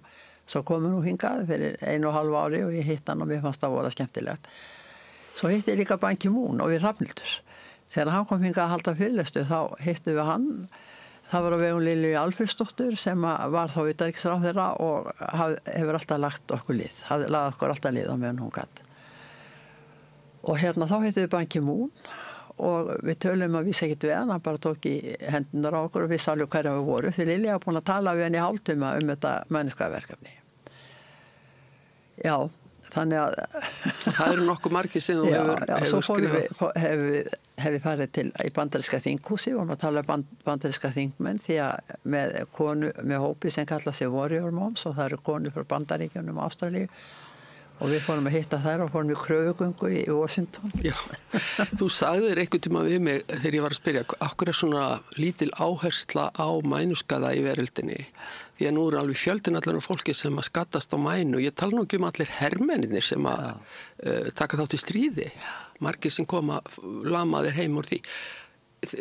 Eru þetta ekki nógu margir til að það þykir svona spennandi að leggja peninga og orku í að rannsaka þetta? Sko það alltaf verið að rannsaka þetta. Þetta bara taugakerfi, það alltaf verið að rannsaka út allan heim. Taugakerfi náttúrulega bara við opbóðslega erfitt og illskiljanlegt. Og ég man bara eftir því ég hitti Kára, Stefán sagði hann og sagði Kára, akkur ferði ekki mænuskafn þetta? Hann sagði mænan alveg sillilega erfitt. Já. Og en sko, við erum búin að koma þessu þannig að við erum búin að koma orðunum lækning og mænuskaði og bla bla inn í þessa endurhæfing. Ekki bara endurhæfing, inn í þessa samþykkt Alþjóðaheilbrigðismálastofnunarinnar. Og það sko, þetta ekki nóg að hafa bara orð á blaði, þannig að við erum að reyna að vinna í þessu að stjórnvöld og mannskapsstofnun að gera þetta að veruleika og Katrín Jakobsdóttir að hjálpa okkur í því og við erum búin að sækja að vera svona NGO, það eitthvað svona, þú veist svona eitthvað félag sem tengist Alþjóðaheilbrigðismálastofnuninni í þeirri vona að við getum fengið að kynna þetta verkefni á fundi hjá Alþjóðaheilbrigðismálastofnuninni og Katrín Jakobsdóttir að hjálpa okkur við að gera þetta. Þannig að þetta allt í fullum gangi en þá jafnvel þó að býta og sitt áinn. Þú ert ekkert að leggja árar í bát. Nei sko, það verður að klára þetta. Það búið að hafa svo mikið fyrir því að koma sem orðum og blað og það verður bara að gera þetta sko aktíft og ég man eftir því Auður og þú náttúrulega örugglega líka þegar að Kristoffer Reeve fræguleikari lamaðist þá var alheims athyglin á honum. Akkurat. Og það var mikið rætt þessa hluti og einnig líka þegar hann Schumacher lamaðist. Það tilfelli að það þurfi eitthvað svona til að vekja athygli á sig. Já, það þarf. Svo dó Kristoffer Reeve og þá var ekki talað meira þetta. En svo hefur við líka sko alltaf bent á að það þurfa að samina þessa þekkingu. Það sé ekki nóg að vísindamenn séu hver í sínu landinu að grúska og rannsaka og með mikla þekkingu. Þetta þarf að koma saman í einn allsherjar gagnabanka. Já, það það sem mér finnst og það sem við verðum að vinna að og það sem við erum að hugsa í sambandi við að HÚ geri. Við erum búin að biðja það hjá HÚ. Það er að safna sko ég búin að fá ábyggilega sent í 20 ár frá Google Alert á hverjum einasta degi tilkynningar það hvað verið að gera á þessu rannsóknarsviði í taugakerfinu og mænuskaða og allt þetta og það bara til fullt af þekkingu alveg vissin og ég hugsa með mér hvert öll þessi þekking því mér skilst bara til þess að sem er taugakerfið það hefur ekkit orðið einhverjir í stjúrdómum einhverjir stórkostlegur árangur mér skilst það sé helst í MS sem hefur orðið einhver árangur sem eftir tekið eitthvað svona eftir þetta verð. Eru fleiri sjúklingar á alheimsvísu með MS heldur en þeir sem hafa lamast? Já, það held ég. Annars ég ekkert inn í því, sko. En sko, það þarf að safna allar þessari þekkingu. Sko, það þarf að, Alþjóðaheilbrigðismálastofnunin þarf að setja á laggirnar nefnd sem skoðar hvernig má ná í alla þessa þekkingu sem til staðar í taugakerfinu og skoða og finna út þessa vannýttu þekkingu og skoða hvernig má nýta hana. Af því ef að það verður gert, ég alveg vissum að til svo mikið af vannýttri þekkingu í taugakerfinu að það myndi bara gerast kraftaverk ef þetta yrði gert. Já. En það verður einhver alþjóðstofnun að gera þetta svo að þetta sé marktakt, sko. Aftur að Hrafnhildi, henni fór dálítið aftur síðustu árin, ekki satt? Jú. Og hvað, voru það þá aðalega bara lungun og hjartað eða hvað var það? Já, það var bara svona, sko, þegar fólk búið að slasa svona illa, þá bara kemur að því einn daginn að líffærin gefa sig, sko. Já. Búið að vera mikið að taka lyf, alla æfina skilur og lyf hafa áhrif á allt saman, sko. Það er ekki bara áhrif á það sem þau hafa áhrif á, heldur allt annað, sko. Eða oft það þannig. Og þannig að það enda með því að hún var lungnaveik Og gerður þið þá grein fyrir að hverju stemdi? Já, maður vissi náttúrulega að þetta myndi gerast smá saman, sko. Svo fekk hún súrefni og svona, en hún var svo dugleg, sko, hún vildi ekki vera með súrefni, hún var það með súrefni og hún fór í vinnun og allt með súrefnið, tækið alltaf framan á sér í hjólastónu, hélt á tækinu hérna. Fór á sínum bíl? Já, fór á sínum bíl alveg þangað til bara eitt ára, eitthvað áður hún dó þá fór ég bara að keyra hann alltaf í vinnuna og svona því að hún var erfitt fyrir hann að fara inn og út af bílinu sínum. Það var bara of erfitt. En auðvitað núna þegar að Hrafnhildur farin, hefur ekkert minkað baráttu andinn í þér? Nei, hann öðruvísi, sko. Ég meina, ég náttúrulega leiti mjög miklu tíma í að hugsa hana og hjálpa henni að lifa, sko. Og þú ert ágæðni að halda áfram, að hamast í þessu? Já, ég vil bara reyna að klára þetta, koma að þann farveg sem að ég stemdi að. Ég sagði henni það í byrjunni, ég skildi leita lækningu víða veröld og ég bara ennþá að gera það og ég bara reyna að vinna þannig í því, skilur að það færist alltaf skrefinu nær. Mér finnst eitthvað svo mikið metnaðleysa á sviði, skilur að taka utan það eins og þetta sé alltaf aukaðrið, það tekja öllu öðru, skilur. Mér finnst þetta alltaf að vera aukaðrið og ég leta að fara Ég minnist þess þegar HIV komu, að þá voru þeir ekki mjög lengi að finna upp lyf sem að hjálpuðu því fólki og eins þegar COVID var þá var nú fljótt farið að finna bóluefni gegn því en það eins og þetta, eins og þú segir réttilega þetta einhvern veginn þykir bara ekki nógu spennandi til þess að hvað eru margir á heimsvísu sem eru lamar, veistu það? Ég veit ekki hvað eru margir á heimsvísu en ég veit að það eru 4 milljarðar manna sem að þjást af í taugakerfinu út af einhverju taugaskaða, sko. Ég veit að það er þannig, sko. Já. Nei, sko, þetta er alveg réttið, sko. Ef það er áhugi fyrir hendi, sko, og ef það er hægt að græða nóg á því, að þá er rokið til. Sko, það var náttúrulega að gera eitthvað út af þessum faröldurum, sko. Alþjóðaheilbrigðismálastofnunin fyrst og fremst stofnun. Þetta er kannski ekki alveg sambarilegt, en þetta er svona spurningum bara áhuga á áherslu. Já. Sko, Alþjóðaheilbrigðismálastofnunin fyrst og fremst stofnu til þess að koma í veg fyrir heimsfareldara, að það gangi fareldarar yfir heimi, sko. Já. En sko, ef það er áhugi fyrir hendi, þá er hægt að gera þetta. Það sýndi sig hvað tók stutt að stund að finna lyf fyrir, þú veist, COVID og HIV. Þannig að það er alveg hægt að gera þetta líka. Það er bara einhvern veginn, fólk heldur alltaf, sko, já, læknavísindin eru bara læknavísindi sem finna lækningu í sjúkdómum. Já. En sko, það áttast ekki því við gerum þetta öll saman. Sko, það er allir, sko, almenningur hjálpar læknavísindunum, safna peningum, býður sér fram í tilraunameðferðir og hitt og annað skil og bakkar undir kaupi tæki og annað með peningu sem eru safna og annað og fólk tilbúið að hjálpa læknavísindunum. Þannig að það eru allir sem gera þetta saman. Það ekki bara, þetta eru þeir vísindamennirnir náttúrulega ganga í broddi fylkingar, en svo eru all hinn halaróna eftir sem hjálpar þeim. Auður, hvernig líður þér í dag? Nú dó Bító hvað í voru, það ekki satt? Dó í 16. janúar. 16. janúar, já. Hvernig náttúrulega stór hluti af þínu daglega lífi orðin allt öðruvísi heldur en hann var? Já, það alveg rétt. Það lítur að vera svolítið tómarum sem skapast. Já, það það, svona, volum mikið viðbrigði, sko. En maður lítur að komast yfir það eins og allt annað. Já, og það lítur náttúrulega líka að vera svolítið hugun að geta barist í þessum málaflokki áfram, eða réttar sagt.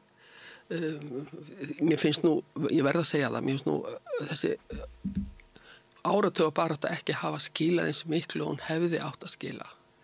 Ertu aldrei að gefast upp? Mann og saðir einu sinni vinning, ég stíg 1 skref, 2 skref fram og ég fer alltaf 1 afturábak. Já, sko, nú skal ég segja það reitt. Sko, ein aðal ástæðan fyrir því hvað hefur verið svona gengið erfiðlega hjá mér, sko, það náttúrulega alltaf að koma nýja ríkisstjórnir og það þarf alltaf að byrja upp á nýtt af því að Alþjóðaheilbrigðismálastofnunin vinnur ekki með almenningi, hún vinnur bara með stjórnvöldum í löndum. Þannig að þú þarft að fara í gegnum stjórnmálin. Já, ég þarf að gera það. Sko, í byrjun þegar ég ætlaði að stofna gagnabankum mænuskaða, þá, veistu það, ég verð bara að segja alveg eins og að ég hef bara aldrei á æfinni staðið hanspannis öðrum eins geysilegum ómerkileitum eins og þegar út af þessu verkefni mínu.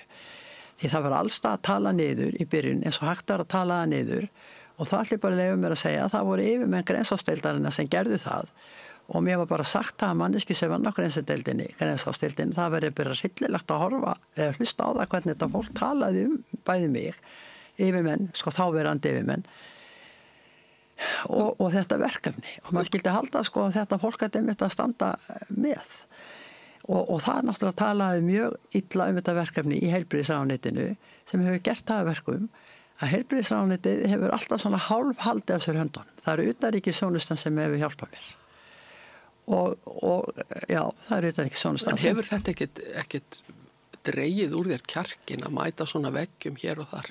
Sko, jú, það hefur náttúrulega gert það en sko bara þetta, hvernig alltaf var hægt að koma fram við mann, hvernig alltaf var hægt að líta niður á mann, hvernig alltaf var hægt að einhvern veginn, já, kemur hún eina ferðin enn og eitthvað svona skiluru.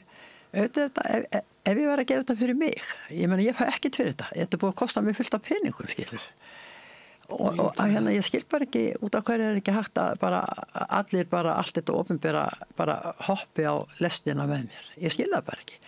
En það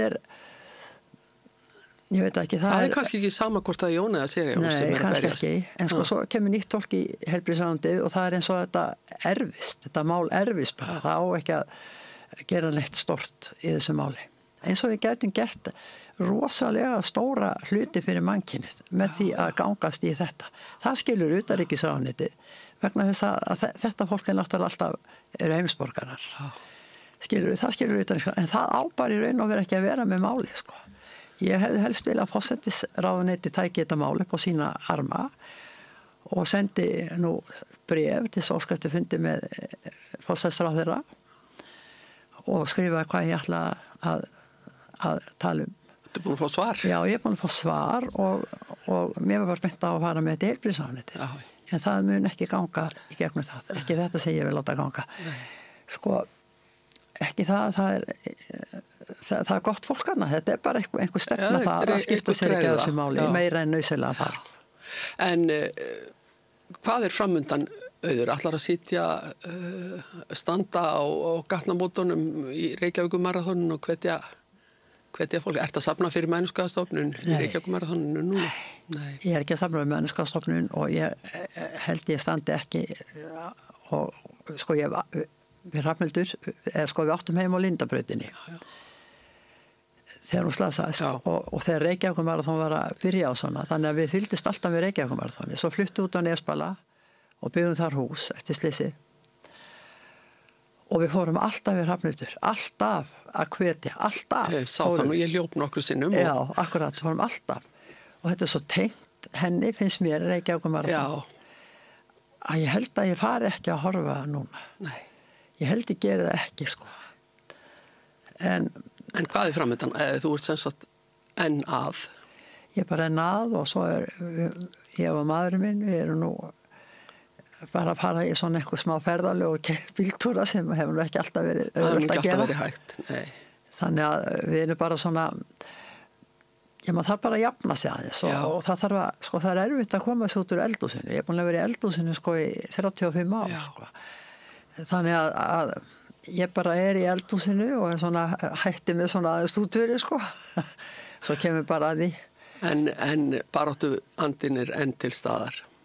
Já, ég verð bara að klára þetta mál, ég kom hingað til jarðarna til að gera þetta, hún líka og ég myndi bara bregðast henni ef að ég klára þetta ekki. Hún er að vinna þetta mál með mér hinum einn frá, ég er alveg viss um það. Já, ég er alveg viss um það líka. Já. Auður Guðjónsdóttir, ég þakka þér innilega fyrir komuna og gangið vel í þinni miklu baráttu. Þættinum er lokið og við hittumst aftur að vikuliðinni með annan viðmælanda og annað málefni. Verið sæl. Alþýðufélagið er frábær hugmynd. Félagsgjöld í Alþýðufélagið eru krónur 2.750 á mánuði og renna óskipt til dagskrár og útsendinga samstöðvarinnar. Samstöðin.is. Við lifum á tímum þegar þörfin fyrir opna og gagnrýna umræðu er brýnni en nokkru sinni fyrr. Ég heiti Ólína Kjerúl Þorvarðardóttir og ég styð og vel samstöðina, sjálfstæðan og óháðan fjölmiðil. Ertu á leið heim úr vinnu? Stilltu á FM 89,1.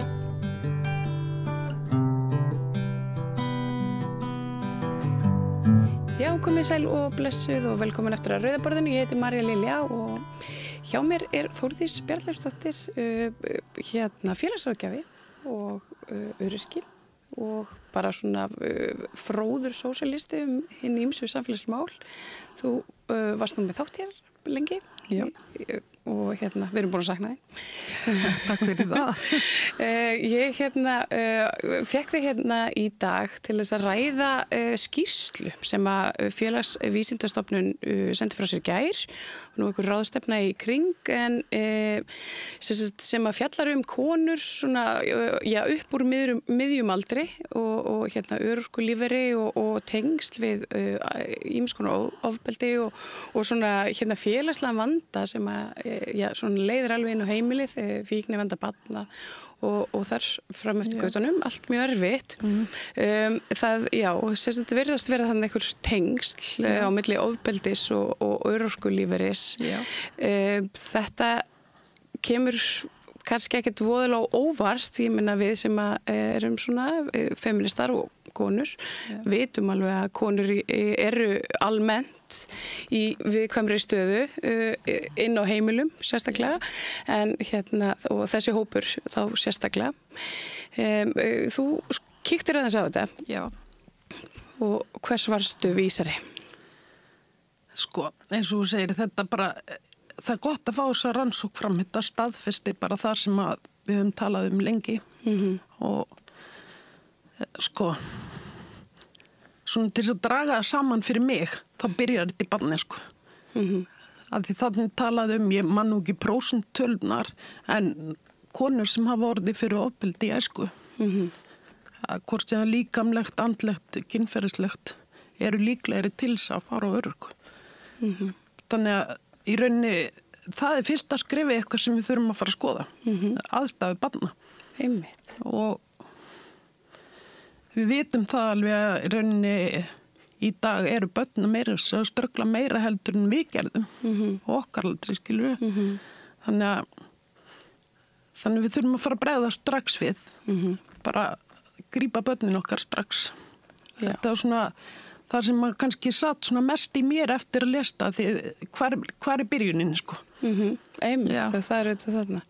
Það einmitt, og það þá þessi, þetta svona tráma sem að fylgir fólki og stúlkum fram á fullorðinsár og gerir þær veikari líkamlega. Að því sá sem er með tráma, áfallastreitu jafnvel og meðhöndluða, hún er náttúrulega alltaf veikari fyrir höggum lífsins, fyrir einmitt streitu, fyrir mig, sem og álagi og vera, þú veist, bara ég byrja að vinna erfiðar vinnur, hvort sem er andlegt eða líkamlega erfið vinnu. Þetta hefur allt áhrif, sko. Og til dæmis, og ef við höldum áfram það bara að vera barn og alast upp í fátækt, það hefur líka áhrif út í lífið. Þú veist, að misja hvernig fólk upplifir fátæktina sem barn. En margir kom bara traumatisaðar út úr barnæskun út af fátækt, skilur.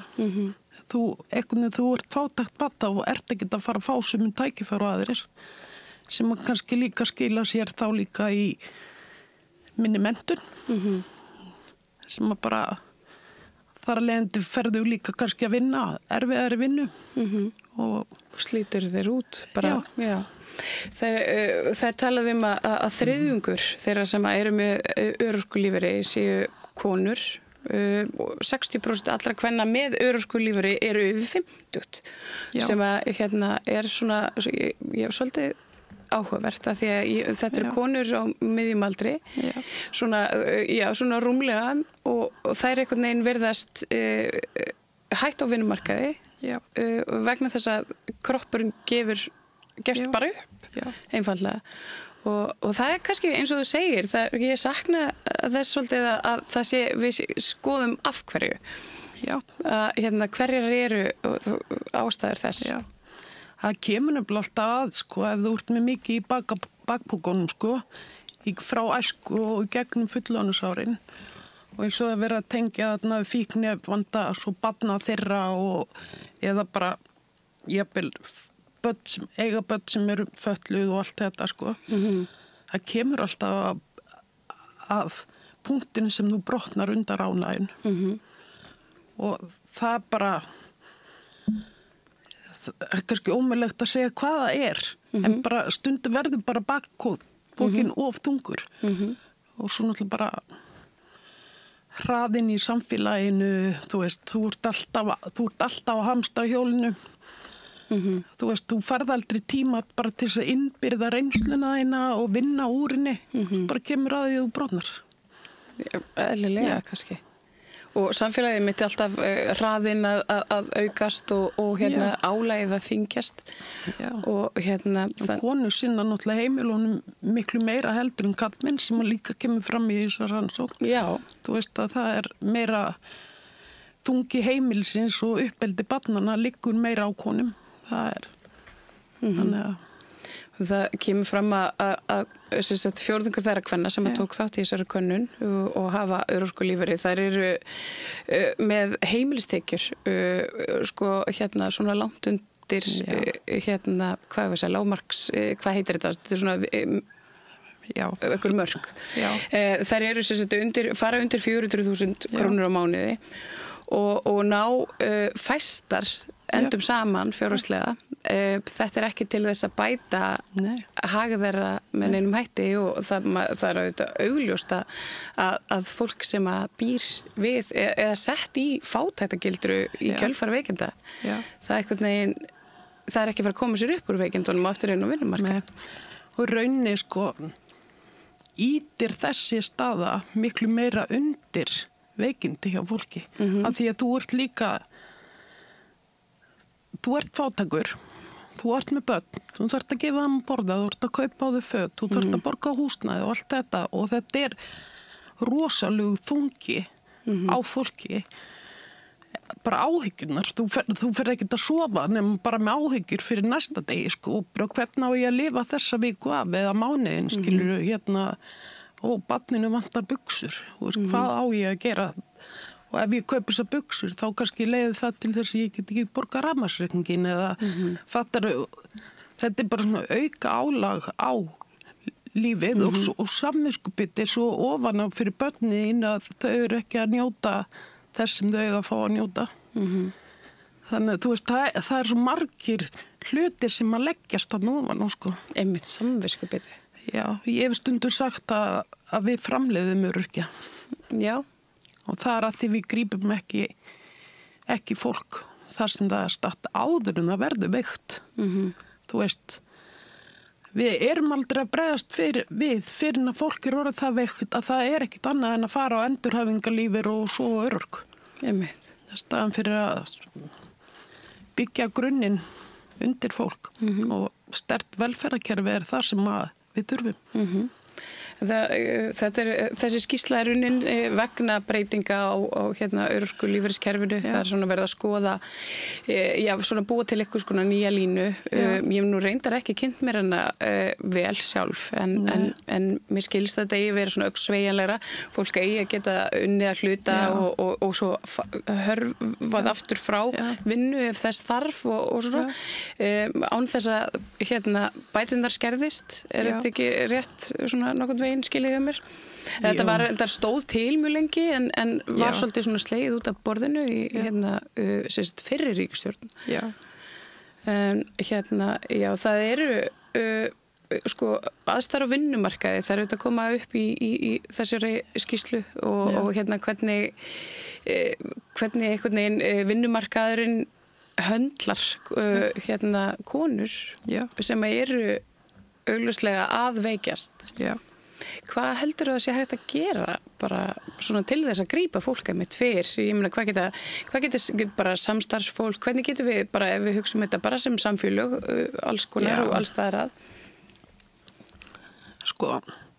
Samfélag sem ég trú á það að við eigum að grípa hvort annað. Af hverju ef við sjáum vinnufélaga okkar líða illa, af hverju horfum við fram hjá því? Þurfum við ekki bara svolítið að grípa all hvort annað og fólk finni það bara að það eigi öruggt skjól hjá okkur. Þú veist, við þurfum að vera breytingin og ég er kannski bara ómikill sósíalisti til að gera kröfur á vinnuveitendur. Ég veit það ekki, sko. Já, einmitt. Þetta auðvitað, en maður sér það að álagið auðvitað, það svo mikið.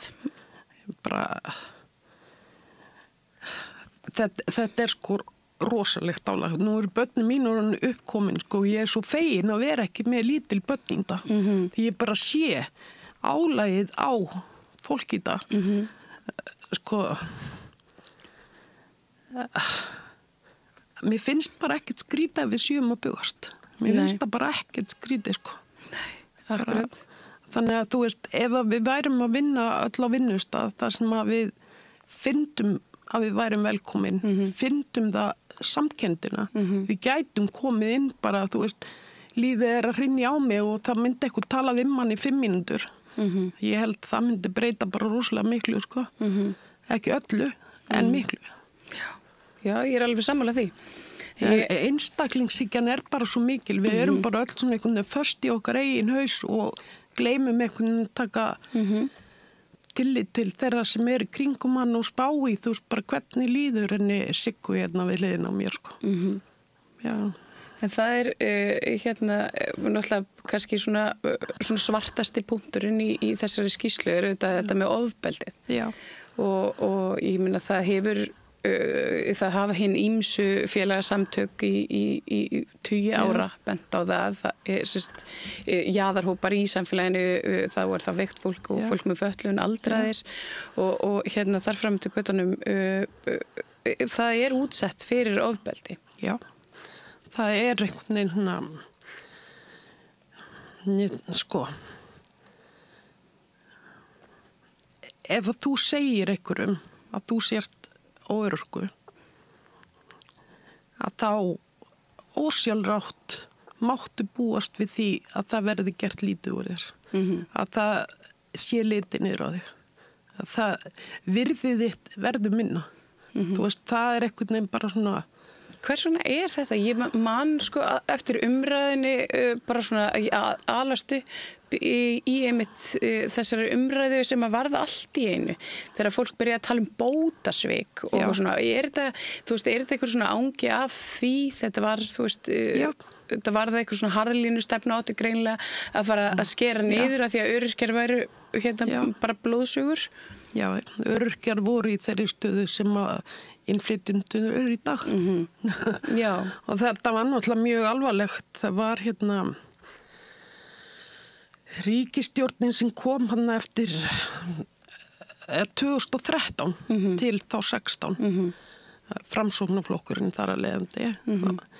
þeir ráku mjög harða stefnu gagnvart öryrkjum. Já, einmitt. Við værum bara blóðsugur á kerfunum og það var tekin sko ykkur skoðunakönnun sem var gerð í Danmörku, kynntinn sem rannsókn og færð yfir á íslenskan raunveruleika.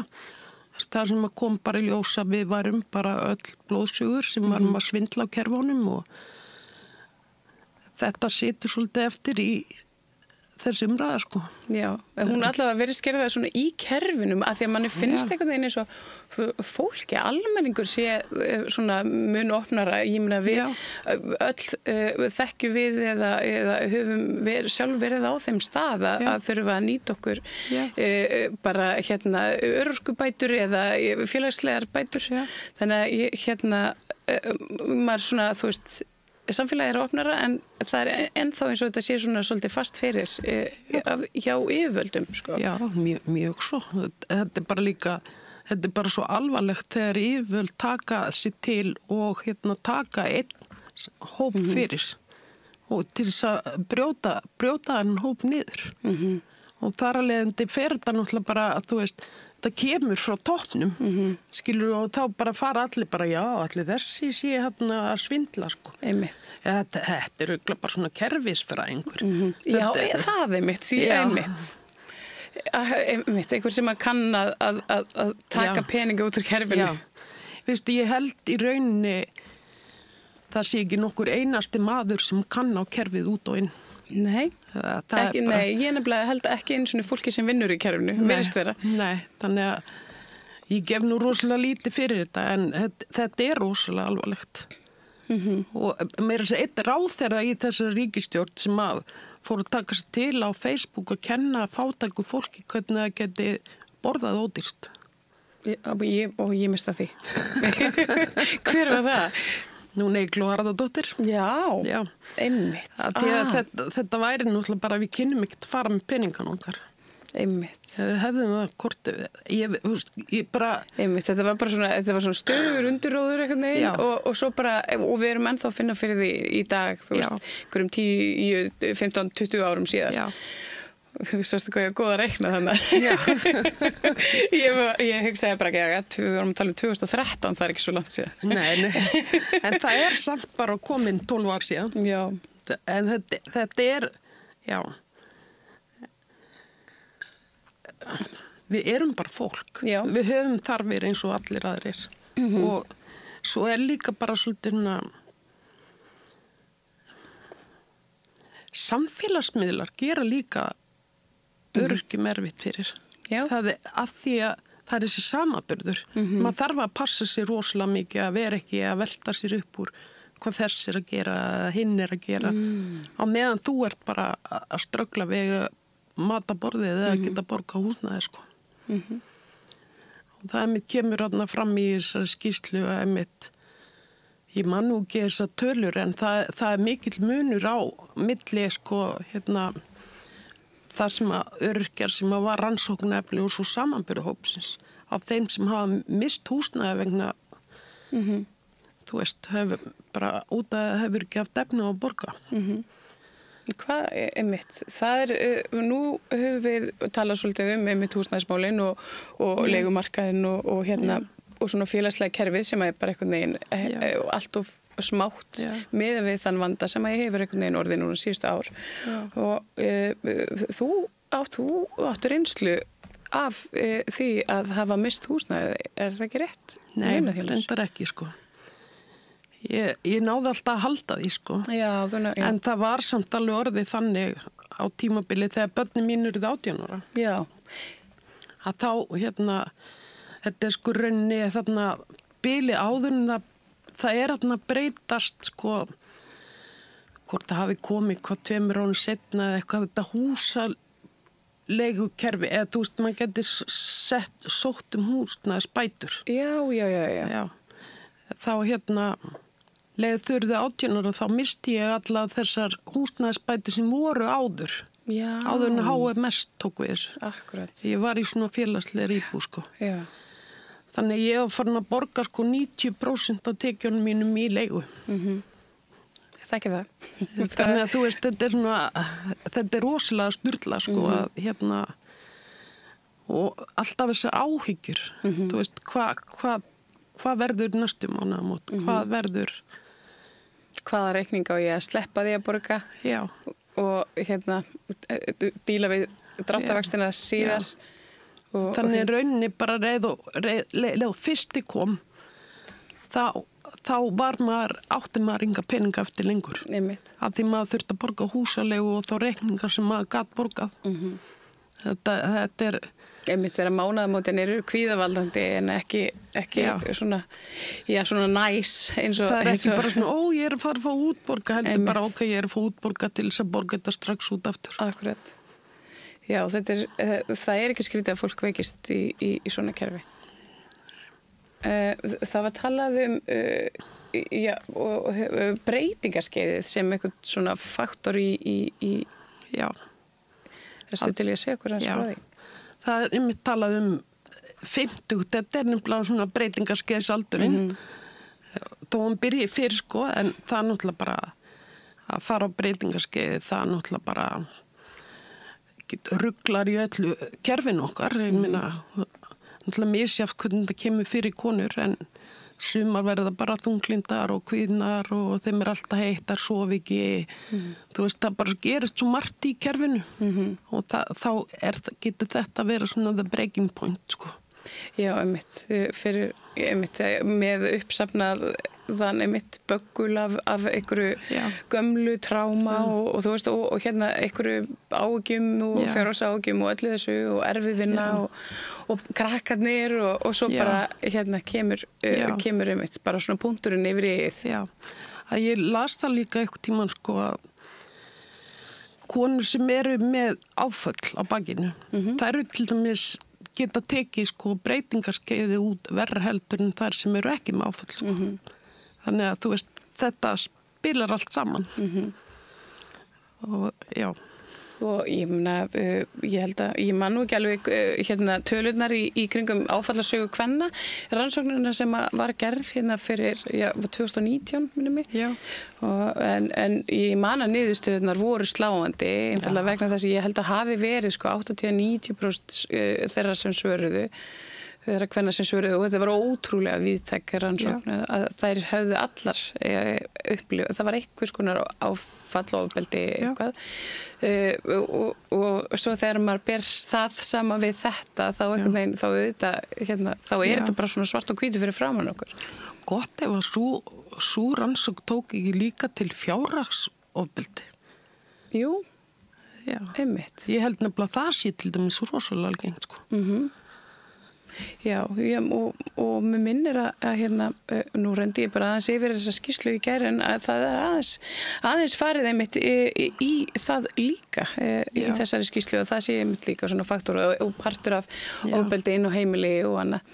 En svo er líka eitt sem maður hefur orðið var við einmitt svona umræðu fólk að öfunda öryrkja að við höfum það svo gott að við séum á svo háum tekjum að því við erum mikið kerfisfræðingar að við kunnum og þannig að þegar við erum að segja frá okkar aðstæðum eins og þú kemur með 400.000 á mánuði þá bara gert lítið úr því sko.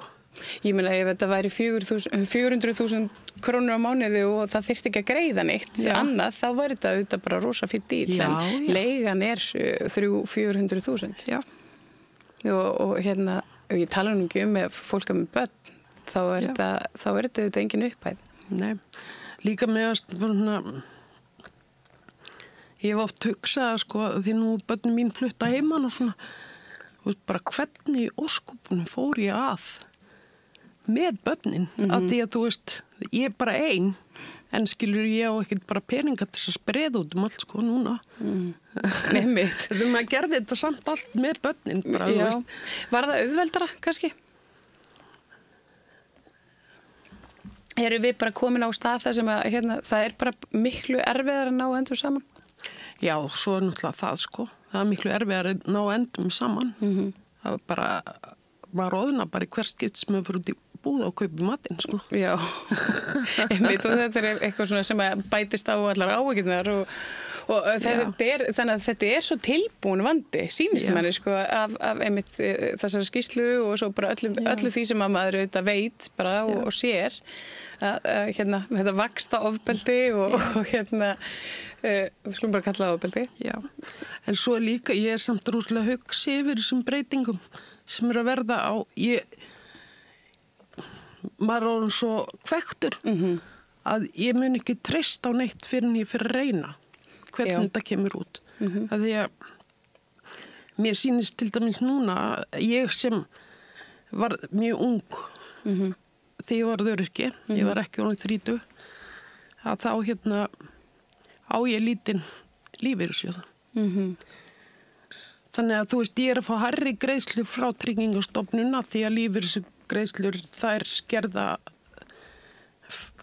greiðslu frá Tryggingastofnun og það hefur verið svona sérstakt álag fyrir þá sem hafa farið snemma á örorku. Þetta er að detta út, sko. Já. En svo fólk sem á, sko, mikinn lífeyrissjóð og að fá minna frá Tryggingastofnun, það að hækka miklu meira heldur en þeir sem eiga lítið lífeyrissjóð. Þannig að þeir eru, sko, að fara yfir þá sem eiga lítinn lífeyrissjóð. En hvernig, einmitt, sko, hvernig stendur á því að einmitt, þetta er eins og þetta bara, eins og þú segir, þá þetta bara, þetta eitthvað svona skekkja. Já. Kerfið ekki komið á, en hvers vegna í ósköpunum þetta svona? Ég skildi ekki. Sko, þetta náttúrulega fólk sem að semja þessa breytingu, þetta náttúrulega gert það fyrir ríkisstjórn, ekki sem núna, heldur áður. Þannig kemur bara svona ykkur elít á fyrir að búa til reglur fyrir öryrkja. Og þar leiðandi segir það bara fyrir mig að það kemur aldrei vel út. Þannig að þú veist, fyrir okkur sem eigum lítinn lífeyrissjóð, þetta rosalega lítið að breyta. En aftur móti þetta að gera rosalega mikið fyrir þá sem eiga mikið lífeyrissjóð. Og þeir eru þannig að þeir eru fara að verða tekjuhærri en við. Það ekki, það ekki jöfnunartæki. Þannig að þú veist, þessi lifting sem var fyrir þá sem urðu ungir öryrkjar, það eiginlega að vera að jafna það út bara. Já, það einmitt, það þetta samþætta sérfræðimat sem að í þessum nýju lögum og þessu nýja kerfi sem að öryrkjabandalagið ánægt með. Þetta svona að þetta sé ekki svona stimpill, þú færð örorku, þú veist, 75% eða yfir og þá ertu bara það og þú mátt ekki breyta því í rauninni, það breytist ekkert. Nei. Það var svona í stuttumáli gamla kerfið, en núna verið að breyta því. Þetta geti verið svolítið svona fljótandi. Stundum ertu með 75% örorku og stundum 100%. Já. Þannig að þetta verður svona, þú veist, ég vil ekkert vera að segja mikið með þetta fyrir að vera komin reynsla á þetta. Þú veist, eins og núna, þú veist, ég held að bara langflestir öryrkjar séu kvíðnir. Þú veist, hvað þýðir þetta? Í raun. Þú veist, það stýttist, þetta er bara handa við hornið. Ekki bara pappír, heldur bara hvað þýðir þetta í verkli. Mun ég geta borga leigu, það er bara svona fyrst og fremst og þú veist, á ég eftir að eiga mat. Og það er til dæmis alveg svona óskýrt til dæmis, sko, þessi húsnæðisstuðningur og svo sérstakur húsnæðisstuðningur fyrir þá sem að fá frá borginni. Ég meina, mun það hverfa? Já. Við þessa hækkun.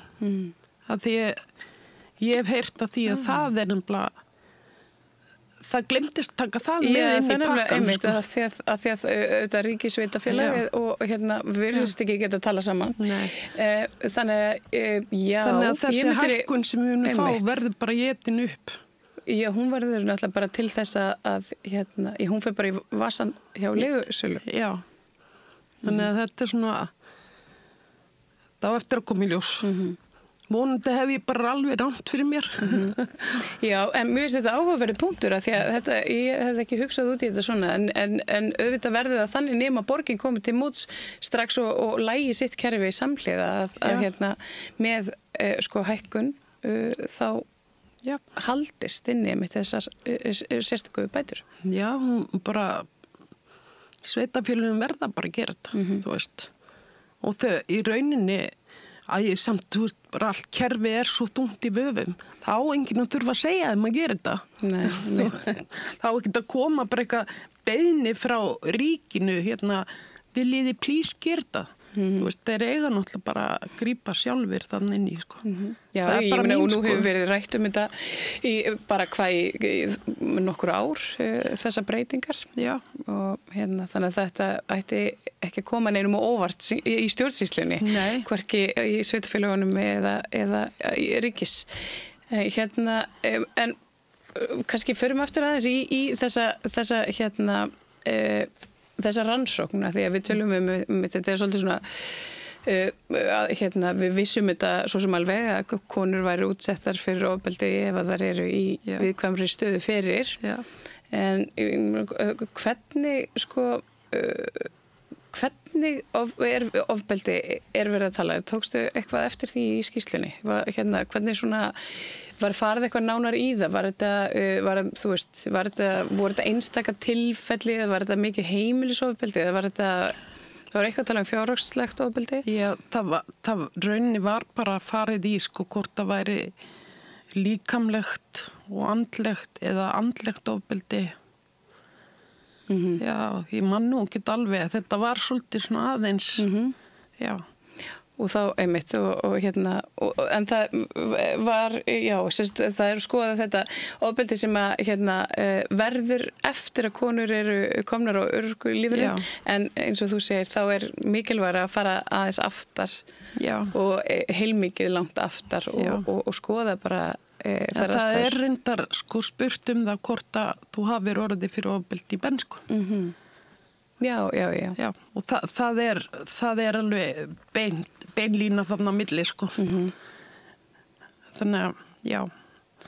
En það það annað sem að svona helst í hendur við þessi með heimili kvenna og örorkulífeyri, það svona félagslegu vandi barna og það talað fíkni og áfengisvanda og svona áhættuhegðun og ýmislegt sem beina afleiðingu. Kannastu eitthvað við þetta? Ég meina nú ertu í félagsráðgjöf og hérna þekkir þetta kannski úr þeim fræðum? Sko Er þetta svona vandraði heimili? Þú veist eins og ég rosalega skeptísk á svona að því að kerfið hefur greiðari aðgang að fátæku fólki heldur en ríka fólkinu. Ég veist þetta alveg svona félagsleg vandamál sem komið upp þegar þú elst upp í fátækt og þar sem að þú átt foreldri sem lasið og þetta hefur þetta allt áhrif. En ég samt rosalega skeptísk. Já, það gott. Þú veist, það þarf enginn að segja mér það að foreldrar, ríkir foreldrar séu ekki með áföll á bakinu. Þú veist, það þarf enginn, þú veist, mér finnst það bara að segja sér sjálft. Að foreldrar sem hefur fullt af peningum ekkert 100% foreldrar, ekkert frekar en fátæki foreldrar. En auðvitað það lifa í fátækt og alast upp í fátækt og þú verður náttúrulega að fullt af tækifærum. Þú veist, eins og bara tækifæri að fara í leikhús og kynnast menningunni. Þú veist, það verður bara svona verður eftir, skilur þú veist, þú getur ekkert leiftir það að vera alltaf bara í bíó eða að kaupa ferðast erlendis eða fara á listasýningar, þú veist, þetta verður bara allt út undan að því að lífsbaráttan er bara svo erfið að það hefur engin tíma í þetta. Eða bara orku. Já, ég meina, kemstu bara yfir höfuðið í strætó. Þó að væri frítt, skilur getur borgað í strætó til að komast á frían viðbjörn. En svo einmitt, og þetta auðvitað einmitt eitthvað sem svo skila sér inn á heimilin, þannig að það ef að gremja og áhyggjur sem að streitan svo mikil sem gerir þig rauninni sko kannski meira vanhæfan til að takast á aðstæður inn á heimilinu. Þú veist, að því það bara enn einn. Og þá kemur samviskubitið og einmitt. Þannig að þetta er bara svona ringavitleysa í rauninni. Á meðan kannski efnameiri kannski streitan öðnisi, þú veist, að því það vinnur svo mikið. Þú veist, skilur þannig að ég rosalega gagnrýnin á svona þegar verið að bera saman ríkt og fátækt fólk. Einmitt. Sérstaklega þegar kemur að svona félagslegum vanda barna og hvort að það sé í rauninni veikindum móður að kenna að barnið leiðist út í neyslu. Þetta þegar þú segir það, mjög undarleg uppsetning þannig. Já, en auðvitað, ég sem er búin að vera að gera rannsókn, ég skil samt alveg af hverju þetta kemur svona, því að við bara rannsekendur hafa bara betri aðgang að fólkinu sem fátækt, sem þarf að nota félagslega kerfið og meðan fólk sem þarf þess ekki, við höfum ekki hennan góða aðgang að því og þar að leiðandi kemur þetta. Akkurat. Það er bara enginn að segja mér það að fátæki foreldrar séu verri foreldrar en einhver aðri sko. Nei. Það er ekki svoleiðis. Einmitt. Og það sé bara, bæði, en sko hafa fordómar til dæmis eitthvað með þetta að gera líka? Já. Alveg rosalega. Alveg bara, og ég sem ólst upp í Breiðholtinu og ég elska Breiðholtið og bara, voru mikið forréttindi að fá alast upp í Breiðholtinu. Ég verði alltaf ógeðslega pirruð þegar fólk fer að tala niður Breiðholtið og þegar ég horfi á kennarana mína og fræðimenn vera að tala niður Breiðholtið þá ég alltaf bara, heyrðu, sko. Ég tek alltaf upp höndina vegna þess að Breiðholtið ekkit verra en einhver önnur körfi. Þetta eru fordómar gagnvart Breiðholtinu. Já, það var Breiðholtið, þetta byggist á miklu leyti upp á svona félagsíbúðum og ég meina þar að leiðandi rosalega mikið af fólki í Breiðholtinu og þar sem mikið af fólki með fjölþætta vanda og svo líka bara ekki.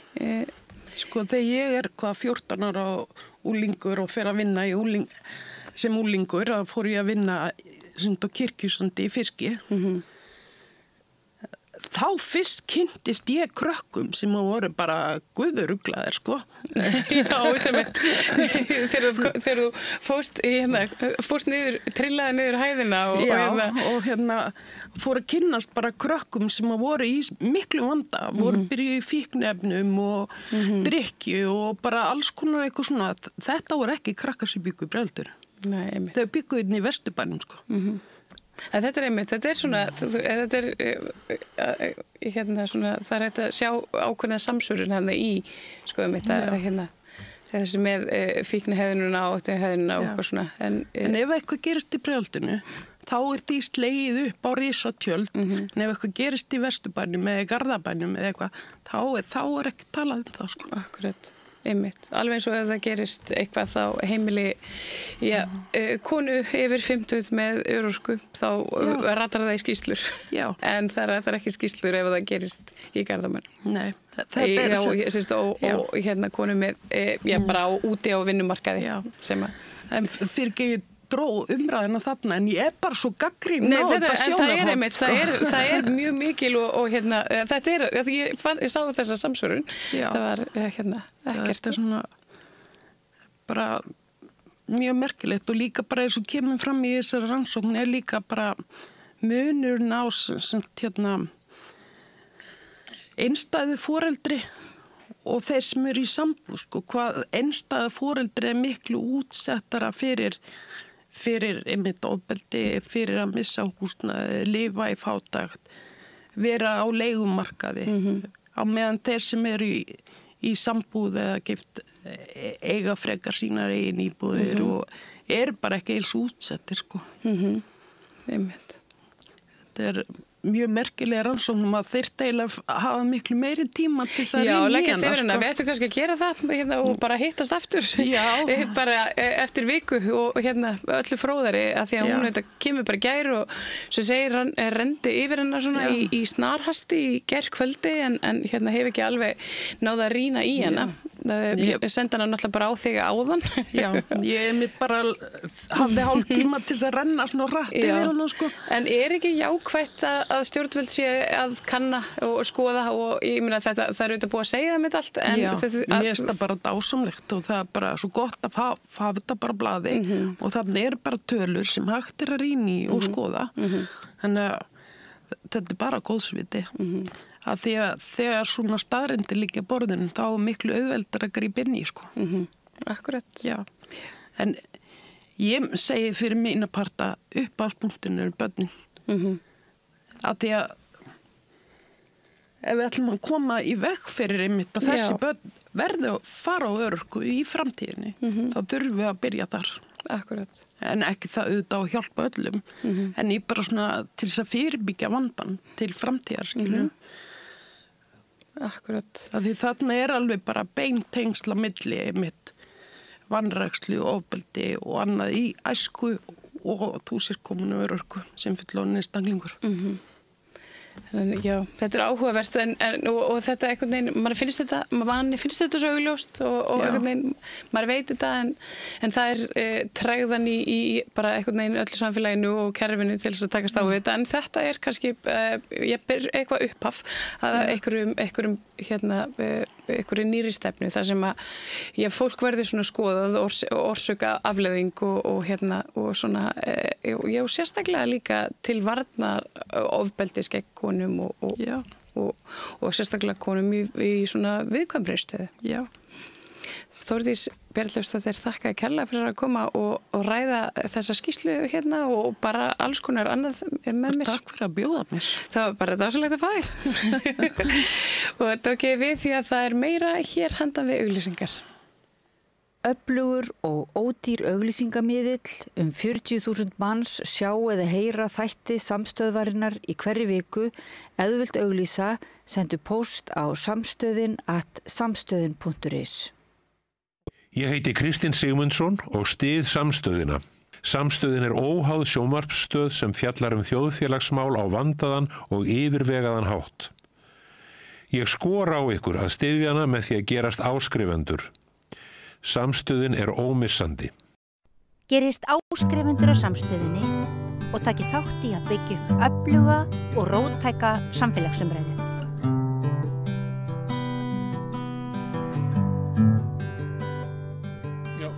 Við ætlum að tala hérna gervigreind sem eina af þessum stóru breytingum sem að ganga yfir heiminn og sumir segja muni umbylta heiminum, hann verði nær óþekkilegur á eftir. Hingað kominn Þorsteinn Sigurðsson. Þetta ekki heimspekingur? Heimspekingur og hagfræðingur, já.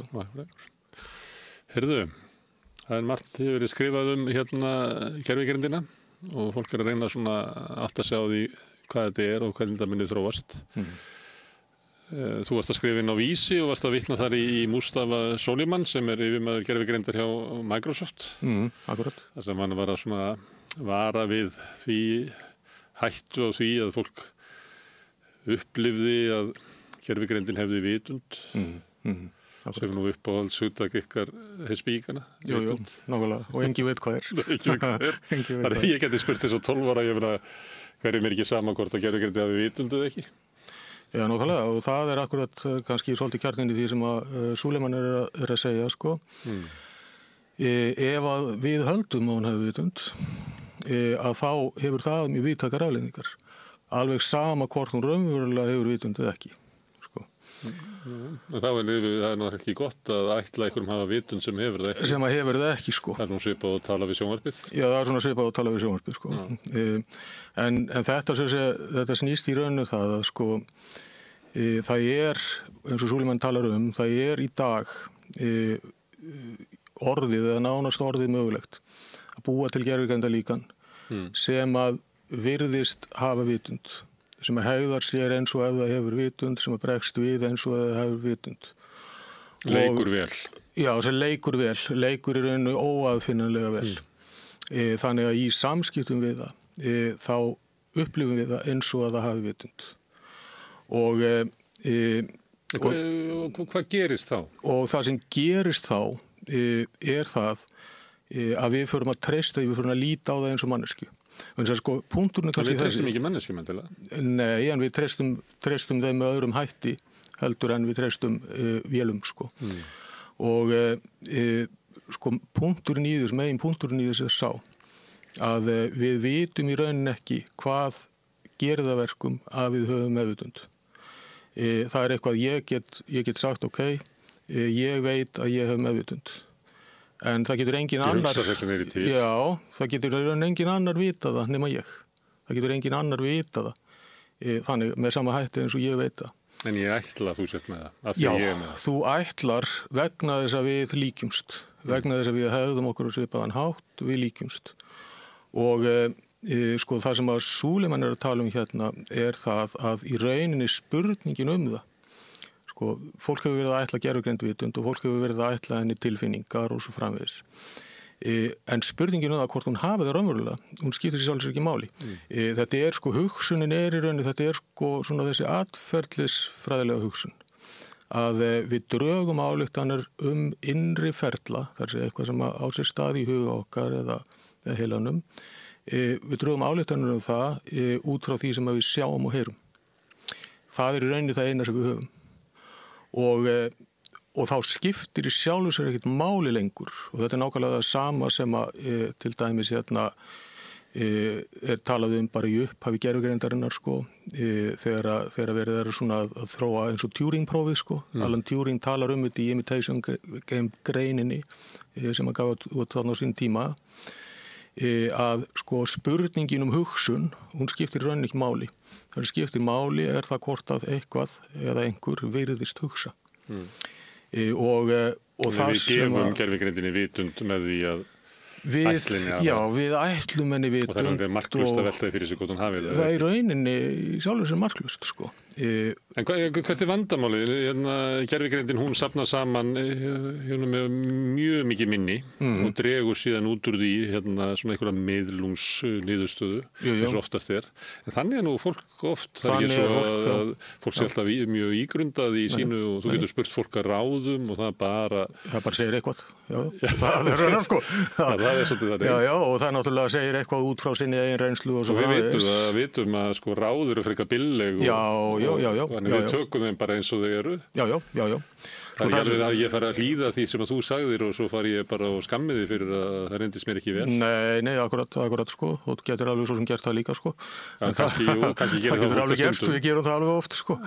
Við gerum það oft en það sem að Súleiman sem að tala þarna er það að sko ef að við förum almennt, ef að við þróum svona gervigreind sem að í rauninni við getum ekki aðgreind frá manneskjum.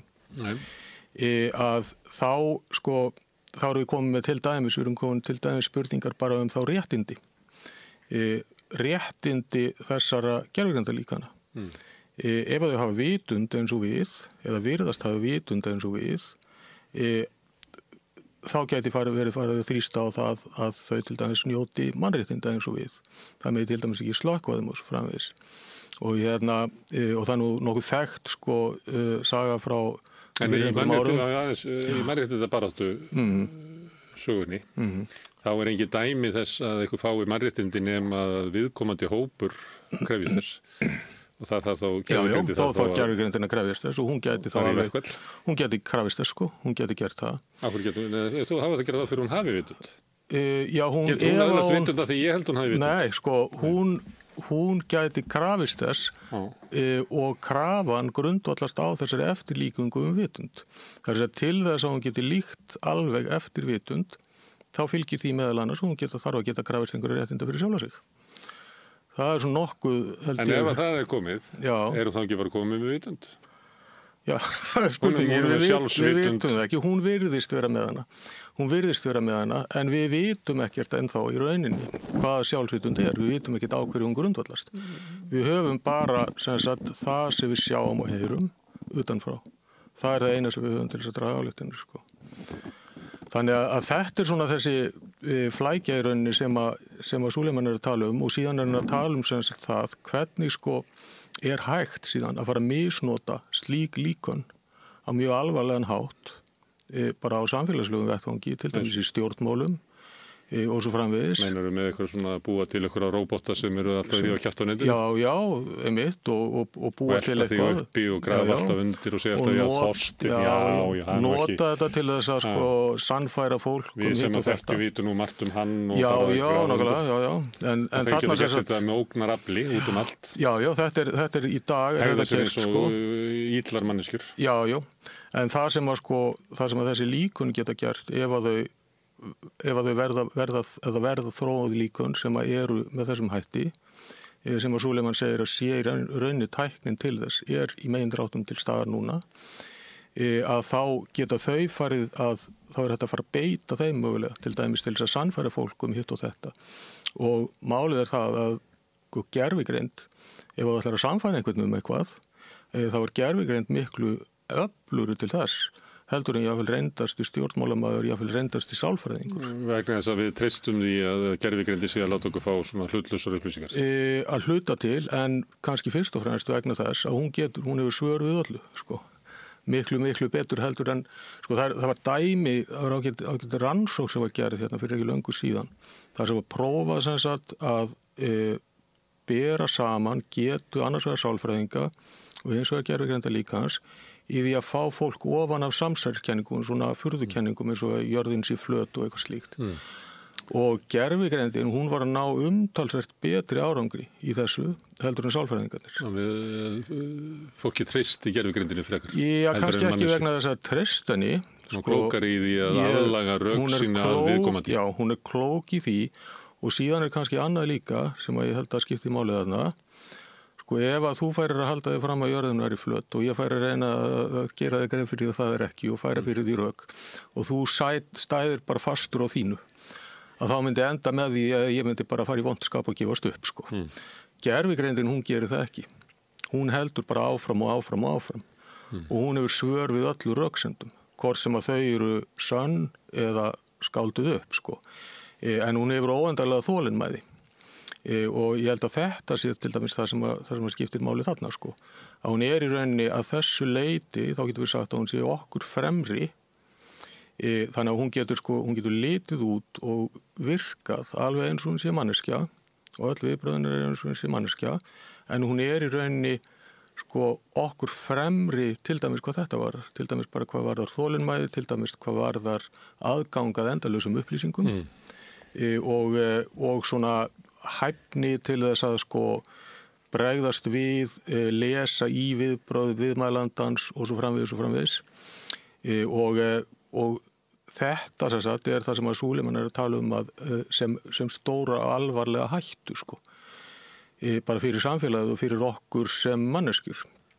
En það eitthvað sem að stýrir hérna gervigreindinni og segir að hún eigi að vinda ofan af þessum hugmyndu þínum eða tekur hún upp á því sjálf? Þarna henni náttúrulega bara sagt að gera það sko. Það var bara sagt hérna þú ert að tala við einstakling sem er haldinn þessum hugmyndum og hlutverk þitt að vinda ofan að þeim. Þannig að við erum með gervigreindar forrit sem að margir nota og þú inn í því innbyggt að ef þú ert að spyrja jörðin flöt. Þú gefur þessi fyrirmæli, þú getur gert það bara sjálfur sem notandi sko. Ef spurt jörðin flöt, þá er ekki sagt það eru margir sem að halda því fram úr sér flöt og svo eru aðrir sem að halda því fram úr sér hnöttótt. Þú segir ekki það, heldur þú segir nei, hún er hnöttótt. Og þú, þú kemur svo með maður sem að sagði með það að hún væri flöt og maður sem ég tristi og svo byrja umræðan. Já, svo byrja umræðan. Það var nú eitthvað dæmi að hérna í gervigreindar módelið eða hvað þið kallið þetta, hans Musk, það var verið að krukka í því. Musk var ekki alveg sáttur við það, gervigreindin var ekki sammála honum allar hluti sko. Hann vil fá gervigreind í hans huga eitthvað sem supermusk. Supermusk í rauninni sko og hann fór sem sagt að eiga við módelið og meðal annars að setja inn í einhverju reglur þannig að það svaraði ekki einhverju tilteknum spurningum nema í samræmi við hans skoðanir og svo framvegis sko og fikta í þessu þannig Og þetta eitthvað sem að náttúrulega sko, auðvitað vitum við ekkert hversu mikið slíkt, hversu mikið og slíku einhverju aðrir kunna verið að gera einhver staðar á baku tjöldin, við vitum í raun ekkert það sko. Það er örgulega töluvert sko. Það er ábyggilega töluvert sko, já. Og líka, svo sömuleyti var kannski í samtalinu okkar hvort að jörðin var í flötu ekki. Þá er svona hugmyndum að þið rétt að verða að vinna sem að maður veit ekki alveg, þú veist, hvort það sé eftir svona verð. Kannski það bara mjög gott fyrir okkur, Þorsteinn, að það séu svona kannski ekki meir en 5% sem er á því að jörðu sér flött. En því að ef það væri allir sammála væri hnöttótt og allir væri sammála eitthvað sem er svona viðtekin skoðun, veistu að ég er ekki viss að mér langi að inn í það herbyggi sko. Nei, heldur að væri leiðilegt lífi ef fólk væri ekki með neina það sem að væri eiginlega bara við ættum öll að gangast undir eitthvað með hérna viðteknu skoðun. Já, svo kannski ég fæ bara hroll fyrir hugsa til þess. Já, ég meina ég er alveg sammála því, ég sé ekki að því að þessi til fólk sem tilheyrir jörðin sé flöt sko. Og einu sinni var hugmyndin svo að það væri sko hnöttótt var jaðar sko. Já, það var það. Þannig að í heimi það sem að hinn viðtekna vinnur alltaf og er með rosalega þrætugetu og þolinmæði til þess að telja alla sem að efast á sitt band. Þetta er ekki spennandi heimur sko. Svo má líka veltaði fyrir sér sko hvort það skipta einhverju máli sko. Hvort að jörðin er flötuð og náttúrulega sko. og það getur... Það sem ég er að segja. Það skiptir máli að það sé einhverju sem haldiði fram þessu flöt. Ég skal segja þér eitt sko. Þegar ég var í menntaskóla og var að klára á síðast ári að þá kom einhvern að því að ég nefndi nú ekki að vera að læra skólabækunar. Þannig ég náði mér í ritsafn Conan Doyle Sherlock Holmes og ég las allar sögurnar Sherlock Holmes og það var mjög skemmtilegt og ég náttúrulega læriði heilmiklega ensku á því þannig að það var bara komið sér vel. En í einni sögunni sko, man ekki hvað það sagði það var, að þá eru þeir að tala saman Sherlock Holmes og Dr. Watson og það umræðan kemur eitthvað inn á þetta sem sagt með sko, hvernig jörðin er í laginu og Holmes er eitthvað svona býtu, hvað er það að segja, jörðin sér hnöttótt já, það vita nú allir veistu það ekki og þá segir Holmes sko, ég tók mér fyrir hendur fyrir einhverjum árum síðan að gleyma kerfisbundu öllu sem að skiptir mikið máli. Og ég hef eflust bara gleymt þessu þá. Vegna þess að þetta skiptir engu máli. Ég fer út úr íbúðunum minni í London og ég fer að leysa einhver glæpamál.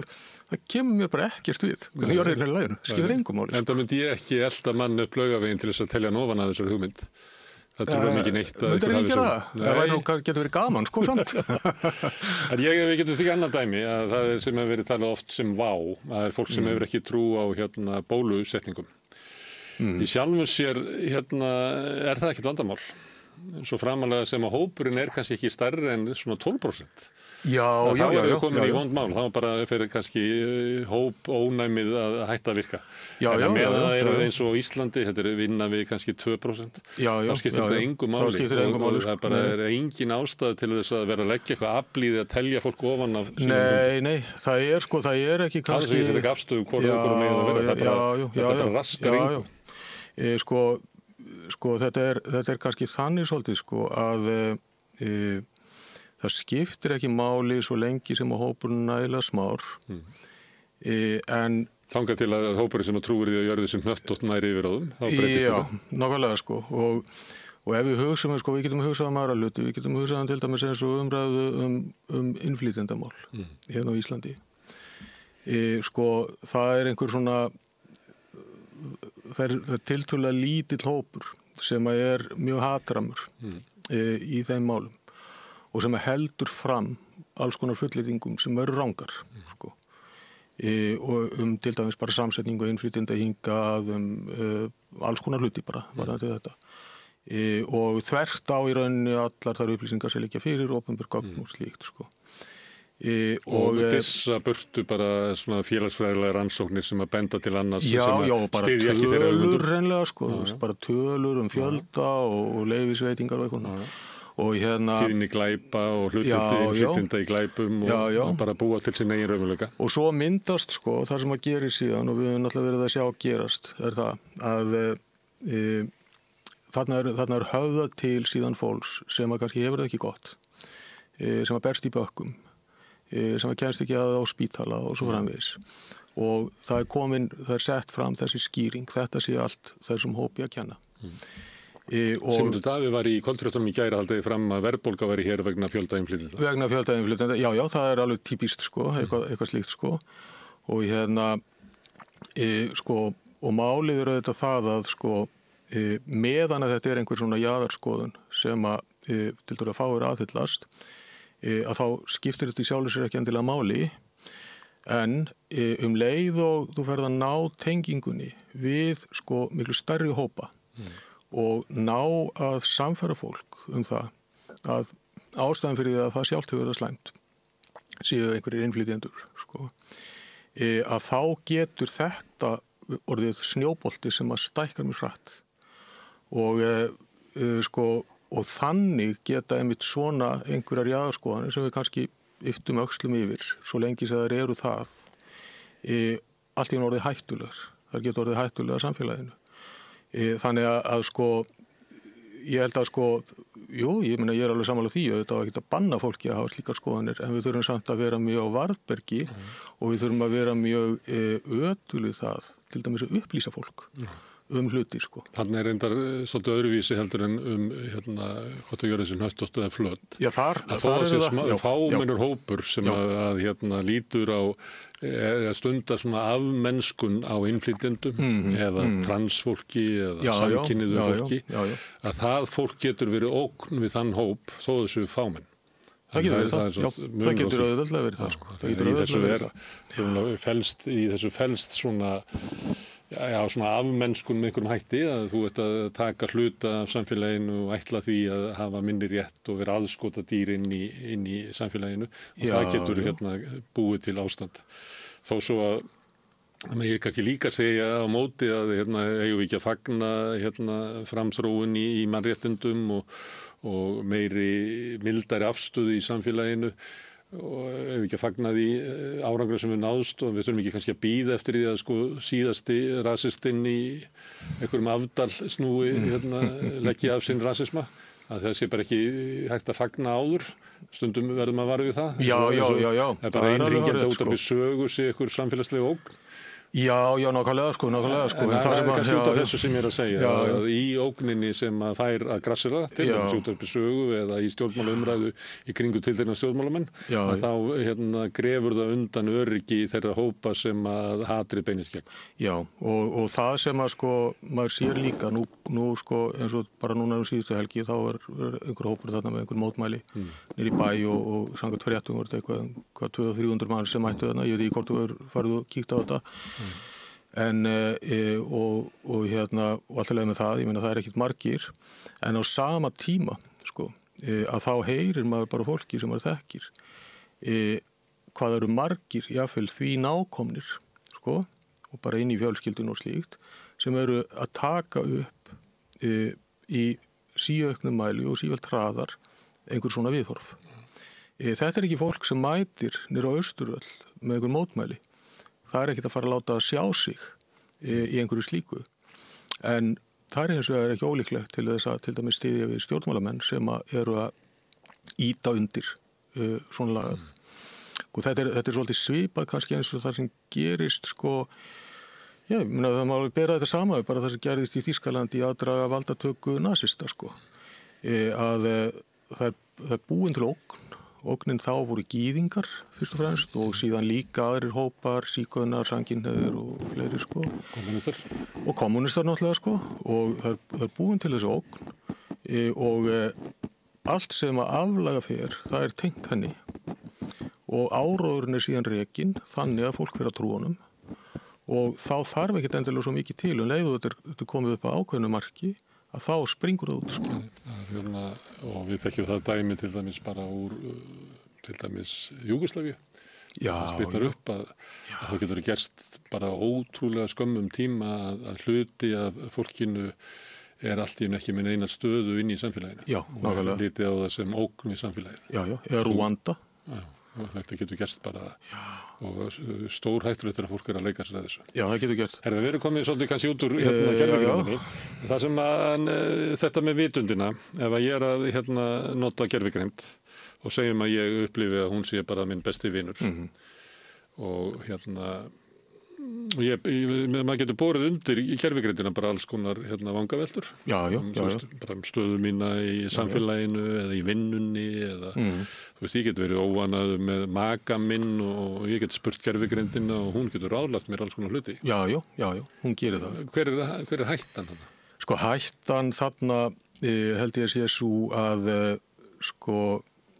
fólk átti sig ekki á því að það sem að þetta apparat treðar að tala við er ekki manneskja. Það er að segja að fólk hætti að aðgreina og segjum bara að þú sért að tala við einhvern vin þinn og einhver vandamáli eða eitthvað slíkt sem að þú ert að, hann náttúrulega, þú veist að það sem að hann ráleikur það er náttúrulega grundvallast á þeim tengslum sem eru ykkar á milli og ef hann ræður þér ekki heilt, að þá getur það komið niður á honum í framtíðinni, skilurðu.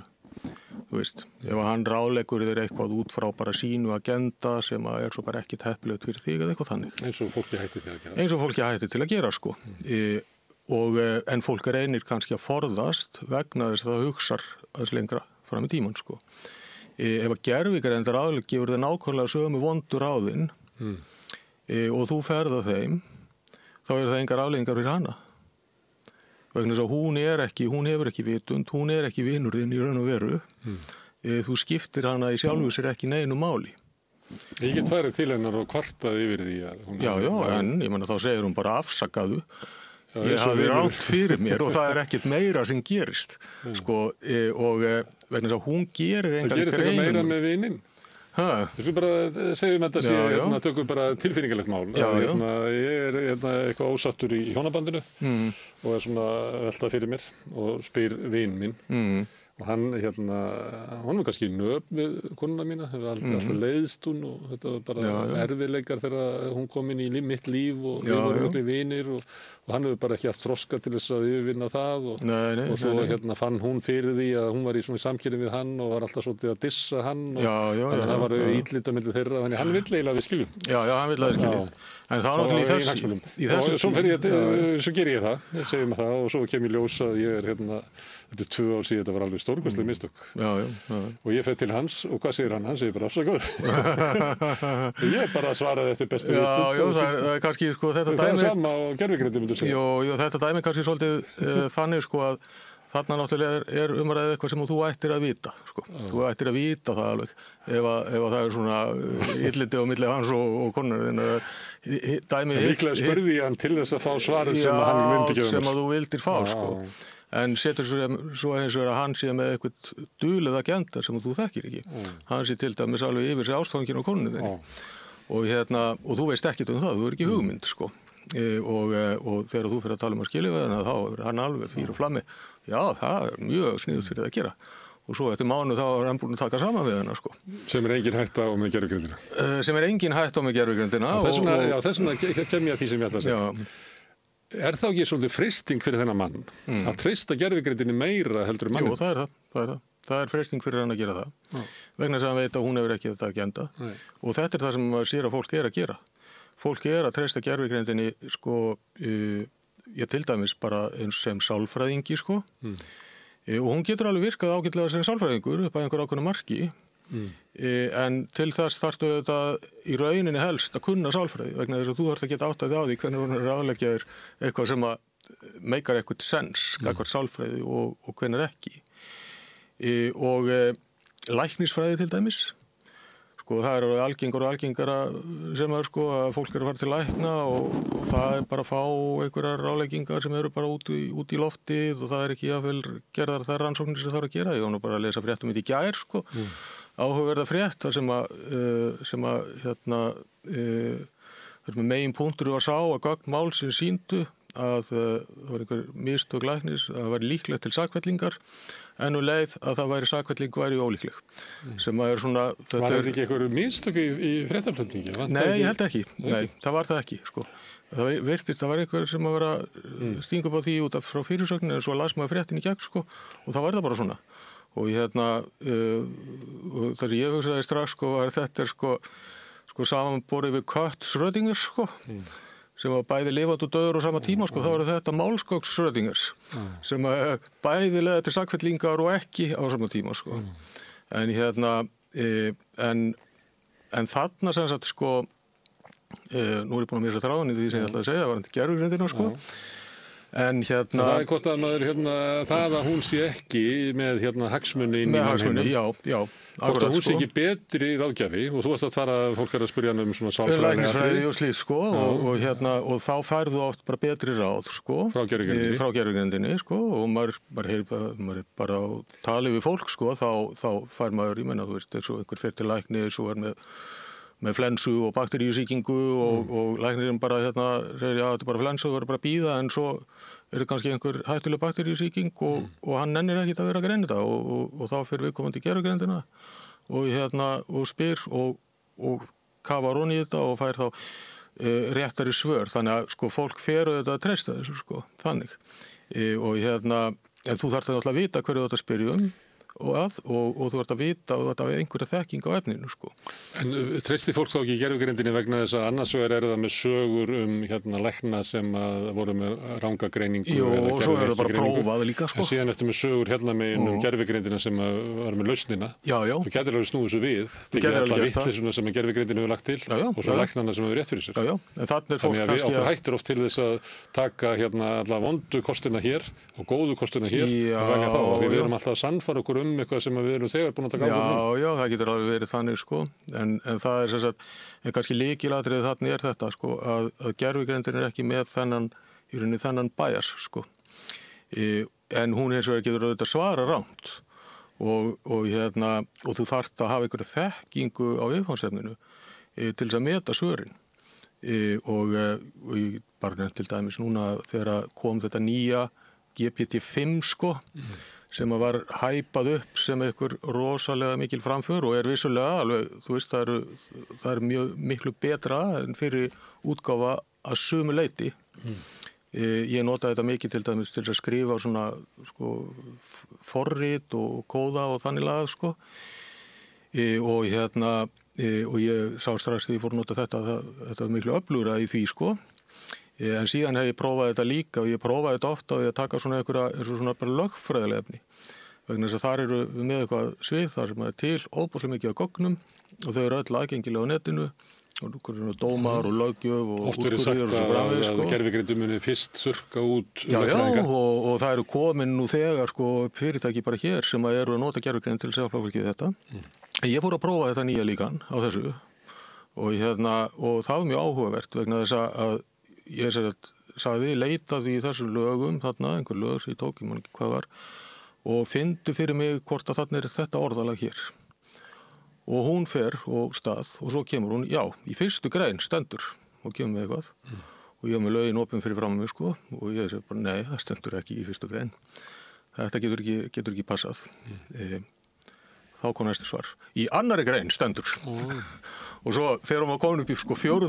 með sömu vitleysuna þá sagði ég bara, nei, þú ert ekkert að lesa þetta, þú ert ekkert að skilja þetta, þú veist ekkert hvað þú ert að gera og það kemur bara afsakið já, mér finnst þetta mjög leitt eða eitthvað sko og þetta er svolítið íkt dæmi sko og þetta er enda dæmi sem að Akkur gerir þetta? Þetta er einhver galli í lausninni held ég. Ég held að þetta hljóta að vera eitthvað slíkt vegna þess að ég hef ekki fengið svona alvarlegar villur sko, þú veist, þar sem ég bendi á hreinlega heimildina og set bara inn heimildina og læta hann lesa hana sko. En þetta er svona kannski íkt dæmi eitthvað sem við sjáum samt stöðut sko. Það er bara sirka bát helmingurinn á svörunum sem þú færð rétt sko. En það sem að framtíðarmynd Súlemans er svo að við treystum gervigreindinni betur en fólki og þykjum ráð þar og líklega sér það fyrir sér þá er gervigreindin farin að stýra mótun okkar og afstöðu og hvernig við hreyfum okkur í samfélaginu og þá eru við raunverulega orðin eins og kjöldurakkar gervigreindarinnar. Við erum það í rauninni eða kjöldurakkar kannski þeirra sem að stýra henni og eitt af því sem að Súleiman talar sko er og spyr að í rauninni hvernig viljum við í rauninni stjórna okkar framtíð viljum við að henni sé stýrt af örfáum stórfyrirtækjum eða viljum við að henni sé stýrt með lýðræðislegum hætti?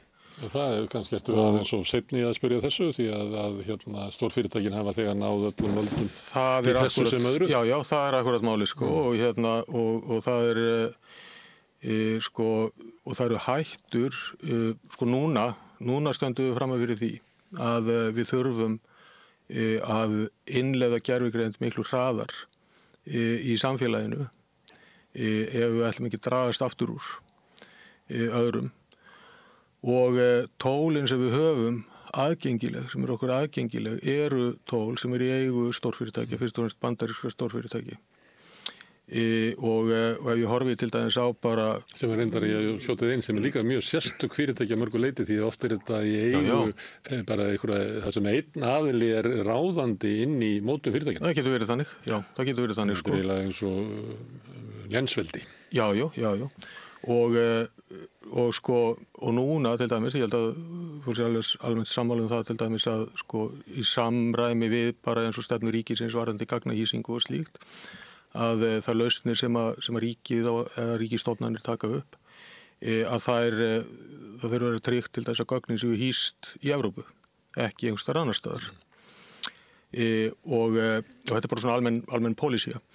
En síðan hins vegar, það var einhver að benda á þetta daginn, ég man ekki hver það var einhver sem var að benda á það sem sagt, að reglur í Bandaríkjunum sem voru settar held í fyrri forsetatíð Donald Trump, að það er kveða á það að bandarísk fyrirtæki séu ef að þessi krafist í nafni þjóðaröryggis skuldbundin til þess að afhenda stjórnvöldum hvaða gögn sem er.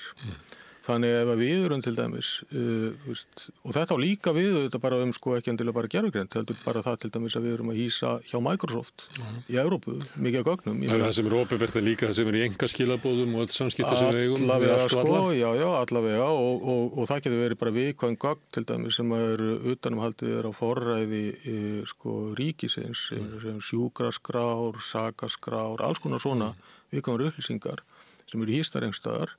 Og sem að í raunin ef sem sagt bandarísk stjórnvöld krefist þess að þá er Microsoft tilneytt til þess að afhenda þessar upplýsingar. Þannig að sko að þetta er einn nángin af hættunni þarna. Það skýr sem að það sem er til dæmis mikið að ríkisbókhaldinu geymt að það er í eigu fyrirtæki sem var allavega í eigu Goldman Sachs. Já. Þannig að við erum ótrúlega kærlaus á þessum liði. Við erum það sko og kannski sko, já, kannski, ég veit ekki endilega kærlaus heldur svona ekki nógu snögg að sko, við erum ekki að fylgjast nógu grannt með kannski. Það er kannski það sem er sko. Við þurfum að vera þetta er bara breyttur veruleiki sko og við þurfum að vera miklu meira vakandi fyrir öllu þessu. Og núna til dæmis, ég meina núna er vaknað þetta spurningar eins og varðandi gervigreindina og varðandi samfélagið og varðandi hið opinbera til dæmis. Það vaknað þetta spurningar það sko hver á stefnu okkar að vera. Sko við notum kannski í dag og þá eru náttúrulega stofnanir og fleiri aðilar byrjar að nota sko gervigreind bara einhver svona líkun eins og til dæmis OpenAI líkunin eða eitthvað slíkt. Og allt í lagi með það til að byrja með sko en til lengri tíma að þá þurfum við að hugsa þetta í rauninu út frá sko bara þessu bara öryggi samfélagsins reynilega sko bara gagnvart öðrum og gagnvart jáfnvel sko stjórnvöldum í heimi þar sem að virðing ráðandi afla fyrir lögum og rétti virðist vera mjög víkjandi. Hefur kannski alltaf verið það sko. Hefur kannski alltaf verið það en það er kannski ýktara og alvarlegra núna sko. Já, það er það. Ég meina það hefur ekki gerst síðan sko. Það eru sko það er ekkert langt í að verið 1000 ár frá því að sko habeas corpus reglan reglan það að sakaður maður verði að eiga rétt á því að koma fyrir dómara var lögfest í Bretlandi Magna Carta, 1100 og eitthvað sko. Nú er verið að tala í Bandaríkjunum að afnema þessa reglu og þá er verið að tala að afnema Taka tilteknum hópum. Já, það byrjar þar sko. afnema hana gagnvart innflytjendum en hvað svo? Hvað svo með gagnrýnendur stjórnvalda og svo framvegis sko. Þannig að sko einhver grundvallarprinsip sem að ekki hefur verið einu sinni spurt spurninga alveg frá því bara lýðræðis samfélaginu tóku að þróast að nú farið að spyrja spurninga þau. Herðu, ég ætla að segja þér að við erum að tala svona hversu langt gervigreind getur seilst og hún náttúrulega ekki að fara inn í svona samskipti mín á Messenger eða tölvupósta og sækja í það núna. En einhvern tímann daginn þá var ég eitthvað að skrifa á Facebook og það rifjast upp fyrir mér að ég hefði gefið út bók fyrir svona, ég man ekki hvaða mörgum árum. Þetta bara næstu 30 árum. Það sem var svona skáldæfisaga byggði einhver leiti á eigin lífi og ég var ekki að segja, já, ég ætlum kannski að gera framhaldið eða svona full snemmt að vera að skrifa æfisögu með 34 ára. Og þá fekk ég kvöldið skeyti frá manni sem hafði spurt gervigreindina hvernig ætti æfisaga Gunnars Smára lít út. Já. Og hann dregur upp augljóslega alls konar viðtöl sem ég hef farið í gervigreindina.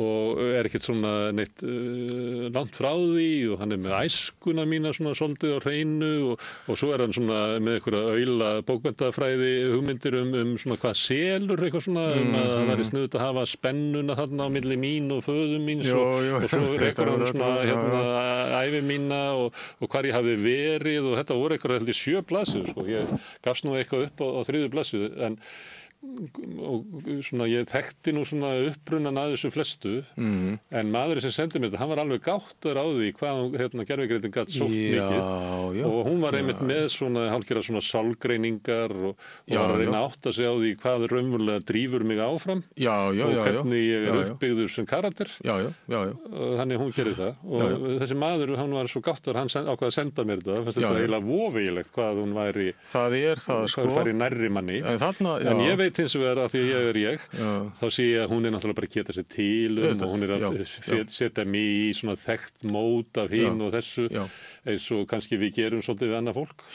Já. Og þetta kannski sko, þarna kemur einmitt að mjög mikilvægum punkti held ég sko, sem að það að við erum í dag, við vitum, þú veist að hún að bulla eitthvað þig sko þarna. Og við vitum almennt við ég vissi það meira heldur maður sem sendi mér hann var meira sjokkeraður yfir í hvað hann vissi mikið ég sá að sumt af því sem hann taldi að hún vissi var nú bara getsagnir út í lofti sko. Jú, akkurat sko en þarna sem sagt sko, þarna veist þú þetta og þegar við erum að spyrja gervigreindina og við fáum reglubundið einhver röngsvör og einhverja vitleysu þetta ákaflega mikilvægt sko, og ég held að ég var einmitt að hugsa þetta í tengslu við grein sem að kom á Vísi núna í síðustu helgi eftir mann sem heitir Brynjólfur Þorvarðarsson ef maður rétt, hann er búin að sér einhver og hann var að tala sko það að þetta væri bara allt einhver bóla og eitthvað þannig sko og svo framvegis sko og einmitt að nefna þetta sko að í kannski helmingi tilfella á sumum sviðum í helmingi tilfella oft kannski miklu minna en það að þá svarar hún vitlaust og þannig og hugsum okkur nú sko, hugsum okkur ef hún gerði þetta ekki ef að þú geti bara verið viss það að allt það sem hún segði við þig væri bara hárrétt sko, þá kannski getur horta á þetta eins þannig sko að í rauninni það á hún sko, kannski ein helsta hindrun í vegi þess að hún taki yfir jáfnvel að hún ætli það sko, veist, það bara gerist við gefum eftir okkar okkar sjálfstæði en helsta hindrun í vegi þess svo að hún svari oft vitlaust þannig að það rauninni kostur það kostur að hún gera það vegna þess að sko, hún mjög gagnleg að mörgu leyti. Annars myndu við falla fyrir þeirri blekkingum annars fjallu við bara. Eins og það sé hægt í sjálf sér. Já, eins og það sé hægt og þá fjallu við bara fyrir þeirri blekkingu og við gæfum bara eftir allt okkar sjálfstæði til gervigreindar og það þessi hætta sem að Súleiman er að tala varðandi þessi líkon sem að virðast hafa sjálfsvitund og þar sem að við í rauninni getum ekki aðgreint sko, hvort að við erum að tala við manneskju eða gervigreind og við höfum bara að láta en eftir raunin að taka allar okkar ákvarðanir fyrir okkur. Já, en það er líka í því felst að svona minnisvél geti haft rétt fyrir sér. Það er náttúrulega svona eitthvað svona hugmynd sannleika sem að ég á erfitt með að skrifa undir. Ég sé stundum sko sannleikurinn uppgötvun eins og fegurðin. Og þar alveg þá heimurinn þá síkvikur og það sem var satt í hitti fyrir að gær ekki að vera satt í dag. Nei, það þarf ekki að vera það sko. En minnisvélin, hún getur ekki lifað í slíkum heimi. Nei. Hún verður að trúa því að fyrsta sem ég man eftir þegar gervigreindin var að koma fyrir alltaf ekki 30 ár síðan, þá var einn vinur minn sem sagði, skarpgreindur, sem sagði að gervigreindin þegar komin. Hún í huga þeirra sem að trúa á því að þessi hægt að búa til gervigreind. Og það tengir svolítið þessari hugsun að gervigreindin var alltaf rétt fyrir sér ef að við göngum inn í hennar heim. Já, ef við göngum inn í hennar heim. Og það er það sem að Súleiman er að tala. Að það sé hættan á því að við bara við bara sofumst inn í þennan heim. Velrænan, dauðan, kaldan heim vélarinnar. Og að við í rauninni sko hættum að láta veruleikann skipta okkur máli. Og það er kannski þessi einkenni sko, þetta er ákveðin hlutur sem maður sér í tölum aftur eins og bara þessi samsæriskenningar og slíkt sko, að þegar að fólk komið orðið heldtekið og slíku, þá hættir veruleikin að skipta máli. Hinn ytri veruleiki hættir að skipta máli. Sannleikurinn hann er bara innra með þér sko, og þú ert með hann og þú ert með hlutin algjörlega á hreinu og það skiptir engu máli. Það er nú til heimspekingar sem voru með þessar kenningar áður en gervigreindin var til. Við erum bara vitund okkar. Já, við værum ekkert annað sko. Og að sko í rauninni þá sko sé engin munurinn sé blekking sko. Þú veist. Það er kannski ástæðan fyrir því að hinn svo kallaði sýndarveruleiki eða hvað við höfum að kalla þetta, þessi veruleiki sem við lifum í meira mæli inn í sem fyrir utan svona holdlega heim, að það er ástæðan fyrir þetta svo öflugt að vegna þess að vitund okkar svona. Vitund okkar nefnilega svona sko. Já, hún svona sko. Annars myndi þetta ekki virka sko. Nei, nákvæmlega. Ef við værum bara bundnir eins og við getum trúað í að kýrin væri við sitt hold og sitt sína vitund, að þá myndi kýrin hefur engan áhuga á gervigreind eða interneti. Nei, og þetta er náttúrulega sko, og við getum kannski vísað aðeins í sko, eins og bara postmodernisman sko, og Foucault og Derrida og þessa hugmynd að það sé í rauninni ekkert kannski svolítil mistúlkun en samt alveg gagnleg sko, að sé ekkert til utan textans og þannig að sko að í rauninni það sem hægt að lýsa með tungumálinu, það sé hinn eini veruleiki, að ekkert sé til utan það sem hægt að lýsa með tungumálinu. Og ég gerði það ganni mínu fyrir einhverjum mánuðum síðan að ég let gervigreindina skrifa fyrir mig samtal akkurat þetta efni sko. Ég hef kannski sagt þér frá því áður sko, en það var mjög áhugavert og hún gerði það mjög vel. Það var í rauninni þessi deila það hvort að það væri einhver munur á veruleikanum og sjálfsvitund og ímyndun okkar veruleika og sjálfsvitund sko. Og í rauninni var sko, það var engin niðurstaða hún bar fram rök í báðar áttir og rökræði þetta við sjálfa sig sko.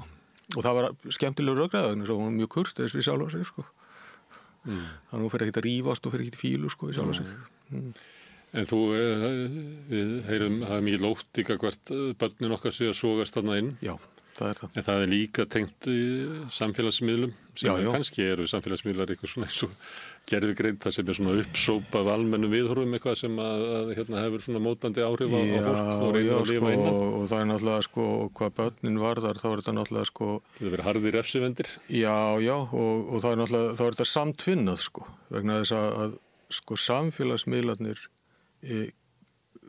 nýta gervigreind sko, mjög miklu mæli. Og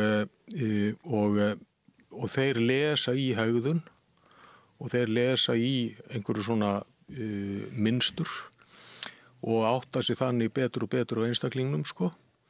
Og þegar börn er að ræða að þá eru þau hrifnæm og áhrifagjörn og getur verið auðvelt að og ég til dæmis eins og sko vangaveltur varðandi það til dæmis hvernig ég segi hvernig til þess einhver hryðjuverkasamtök nýti sér eða einhverjir slíkir aðilar sko, eða stjórnvöld eða aðilar stórfyrirtæki nýti sér þetta til þess að reynilega beina börnum í einhverjar ákveðnar áttir sko. Eða það að sætta sig við óbreytt ástand. Sætta sig við óbreytt ástand.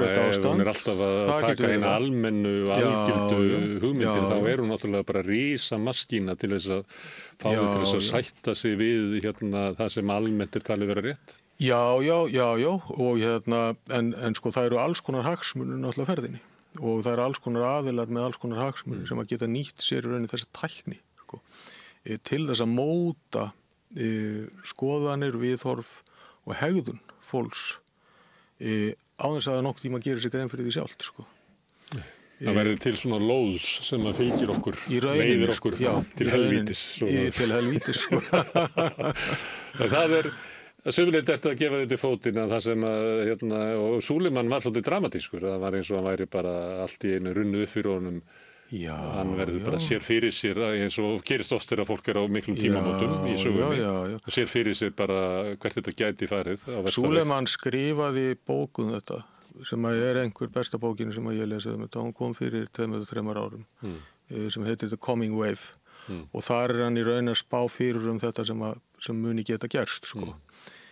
Og þá hann reyndar sko að spá fyrir það sem að kalla Artificial General Intelligence sem í raun næsta stig þessari tækni sko sem ekki komið, sem að voru væntingar að myndi koma tiltölulega fljótt en ekki komið og að öllu líkindum ekki hægt að útfæra á grundvelli þeirra tækni sem núna til sko, það þarf nýja tækni til þess.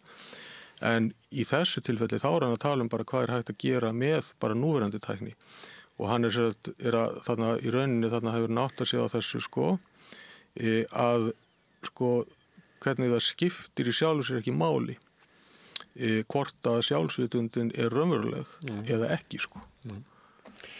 En þetta svona sýnum svona hversu mikil áhrif gervigreindi getur haft bara á heiminn og mannfélagið, sjálfsmynd okkar og stöðu okkar þannig að raunverulega sko hinn versti spádómur að við missum eiginlega forræði yfir menningunni og göngust inn í heim vélarinnar sem ég myndi halda Súleiman og fleiri sem þá útskýranlegur, þröngur og kaldur og vondur heimur á meðan að kannski ef við verðum með aðra hugmyndi svona úr mannkynssögunum að verðum væri líka síkvikt sköpunarverk þar sem allt væri raunverulega mögulegt að við verðum að fara inn í þennan svona kalda heim.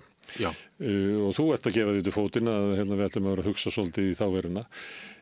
Hinum megin varstu að vitna í Brynjólf Þorvarðarson sem var að segja sko gervigreindin svo heimsk og veit ekki hvað mörg B í rababa. Og þú ert heila og mér heyrist þú verið að segja að báður hafi rétt fyrir sér. Já, ég meina það var báður rétt fyrir sér og í rauninni sko vegna þess að sko það sem skiptir máli í þessu það að við áttum okkur á því hvernig þessi tækni virkar sko. Og þarna einmitt ágætt þú nefnir þetta dæmi hjá Brynjólfi með rababarann sko. Og að á annan bóginn að þá fáum við svona bara einhver algjöra vangetu til þess að svara einhverju mjög einfaldri spurningu telja stafi í einhverju orði og svo á hinn bóginn eins og bara það sem ég var að gera í síðustu viku að gefa gervigreindinni stutt og einföld fyrirmælum að skrifa hugbúnað til þess að yfirfara og greina villur í einhverju gögnum.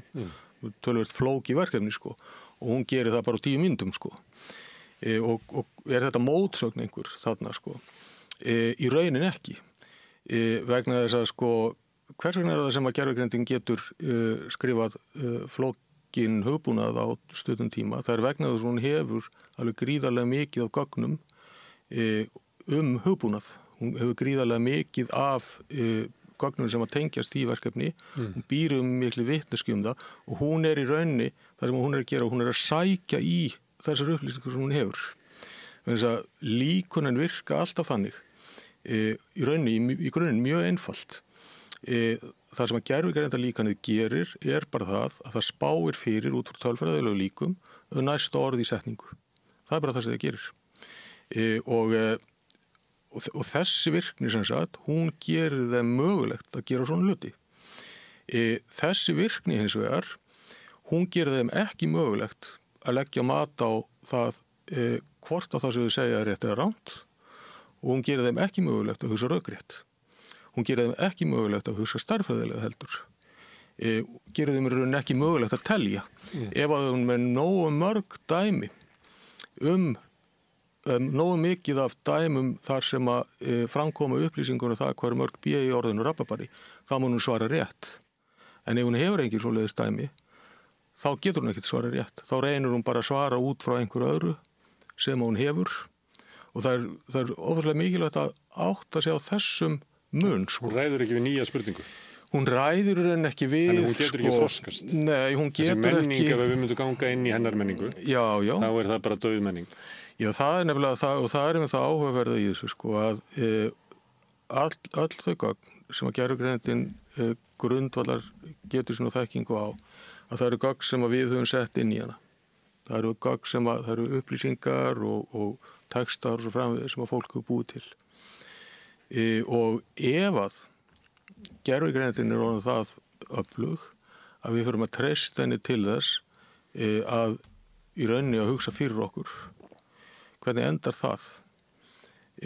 Það endar fyrir utan sko allar vitleysundnar sem að geta verið þetta til staður og komið upp og svo framvegis, að þá endar það með því að við glötum getunni til þess að hugsa. Vegna þess að til þess að viðhalda henni, þá verður það beita henni. Heilin bara virkar þannig. Ef við viðhaldum ekki tiltekinni hæfni. Það er ekki fólk sem hefur myndið eins og öll símanúmer en er núna með símanúmer í minni. Já. Og þetta er bara sama eins og bara með líkamann. Ef þú þjálfar ekki líkamann, reynir ekki á hann, að þá verður hann gagnsminni og gagnsminni, sko. Sama með hugan. Þannig að það sem að við gætum lent í, ef að þetta gerist svona, og ég er ekkert að segja að muni gerast, sko, ég er bara að velta fyrir mér möguleikunum, að þá endum við í því í rauninni að við sköpum ekki neina nýja þekkingu. Eina þekkingin sem gervigreindin skapar er bara grundvöldlega á þeirri þekkingu sem við höfum sett inn í hana, þannig að við endum á því að staðna. Og þá bara... Svo gerir líka ráð fyrir að við verðum þá mjög vansæl. Já, kannski, ekki endilega, kannski verður það rosa ánægð, sko. Þú mennir það sé hægt að vera sæll í stöðnun? Já, akkur ekki. Svona leysibói með... Já, með bara... TV-dinner. Já, fullt af fólki sem bara sér það bara sem himnaríki, sko. Það er þú eða hvað? Það er að fólk sé sæll því að í svona einhverjum fjölbreytilegri heimi sem maður lifir í, myndur nú vilja halda það? Já, þetta er auðvitað bara misjænt, sko. Það er þetta að vera vitlaus og líða vel, sko, og bara allt í lagi með það, sko. Þannig að, en það er þetta kannski sem að ég held að sé, sko, gæti verið raunverulega hætta að við komum bara upp að ákveðnu marki, ákveðnu hámarki í bara hæfni og getu og þekkingu okkar og við komumst ekkert lengra af því að sko, og þá er ég að ganga út frá því að við séum með gervigreindarlíkön sem byggja á þessari núverandi tækni, það er að segja hafa ekki neina skírskotin í ytri veruleika og hafa ekki möguleikan á því að hugsa rökrétt en verða það góð og það samfærandi að við förum að treysta því fyrir öllum okkar verkefnum og þá bara endar þetta svona, sko, ef það gerist. Sem margt bendir til að geti gerst. Að geti gerst, en sem að við þurfum að reyna að berjast gegn. Herðu, kannski næst að við hittust að þá verður bara notuð fyrir gervigreind til að spyrja þig, við sjáum til með það. Ég svara með gervigreind líka. Herðu, gaman að fá þig hingað? Já, alltaf gaman að koma. Kæra þakkir. Takk.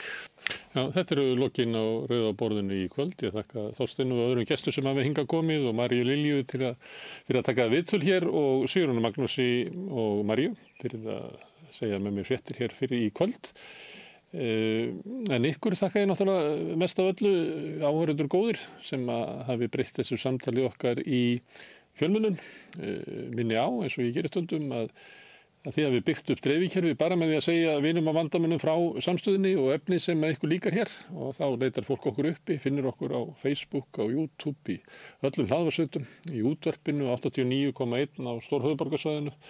Það má líka segja þær útasendingar á spilaran, spilarin.is á netinu og svo spilarin líka app sem má hlaða niður í síma sinn og hlusta á samstöðinu og allar íslenskar útastöðar hvað sem í heiminum. Við erum komin í sjónvarpið til þeirra sem svo heppin að skipta við fjarskiptafyrirtæki Síman, þar eru númer 5 á fjarstýringunni, kannski eðvill, ég veit ekki, menn önnur fjarskiptafyrirtæki bjóða sínu viðskiptunni líka upp á efni frá samstöðinni sem 24 tíma sólhring, 7 daga vikunar, allan ásins hring, samfélagsumræða við þetta rauðaborð og í öðrum þáttum samstöðunar.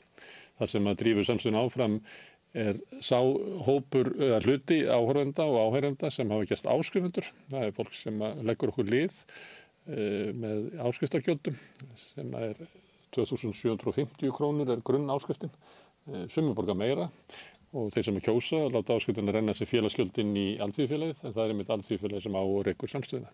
Ef þú vilt slást í þennan hóp bakkjarla sem í raun býður upp á efnið frá samstöðinni, þá getur þú farið inn á samstöðu.is, það er hnappur sem ástendur áskrift og það getur þú skráð þig.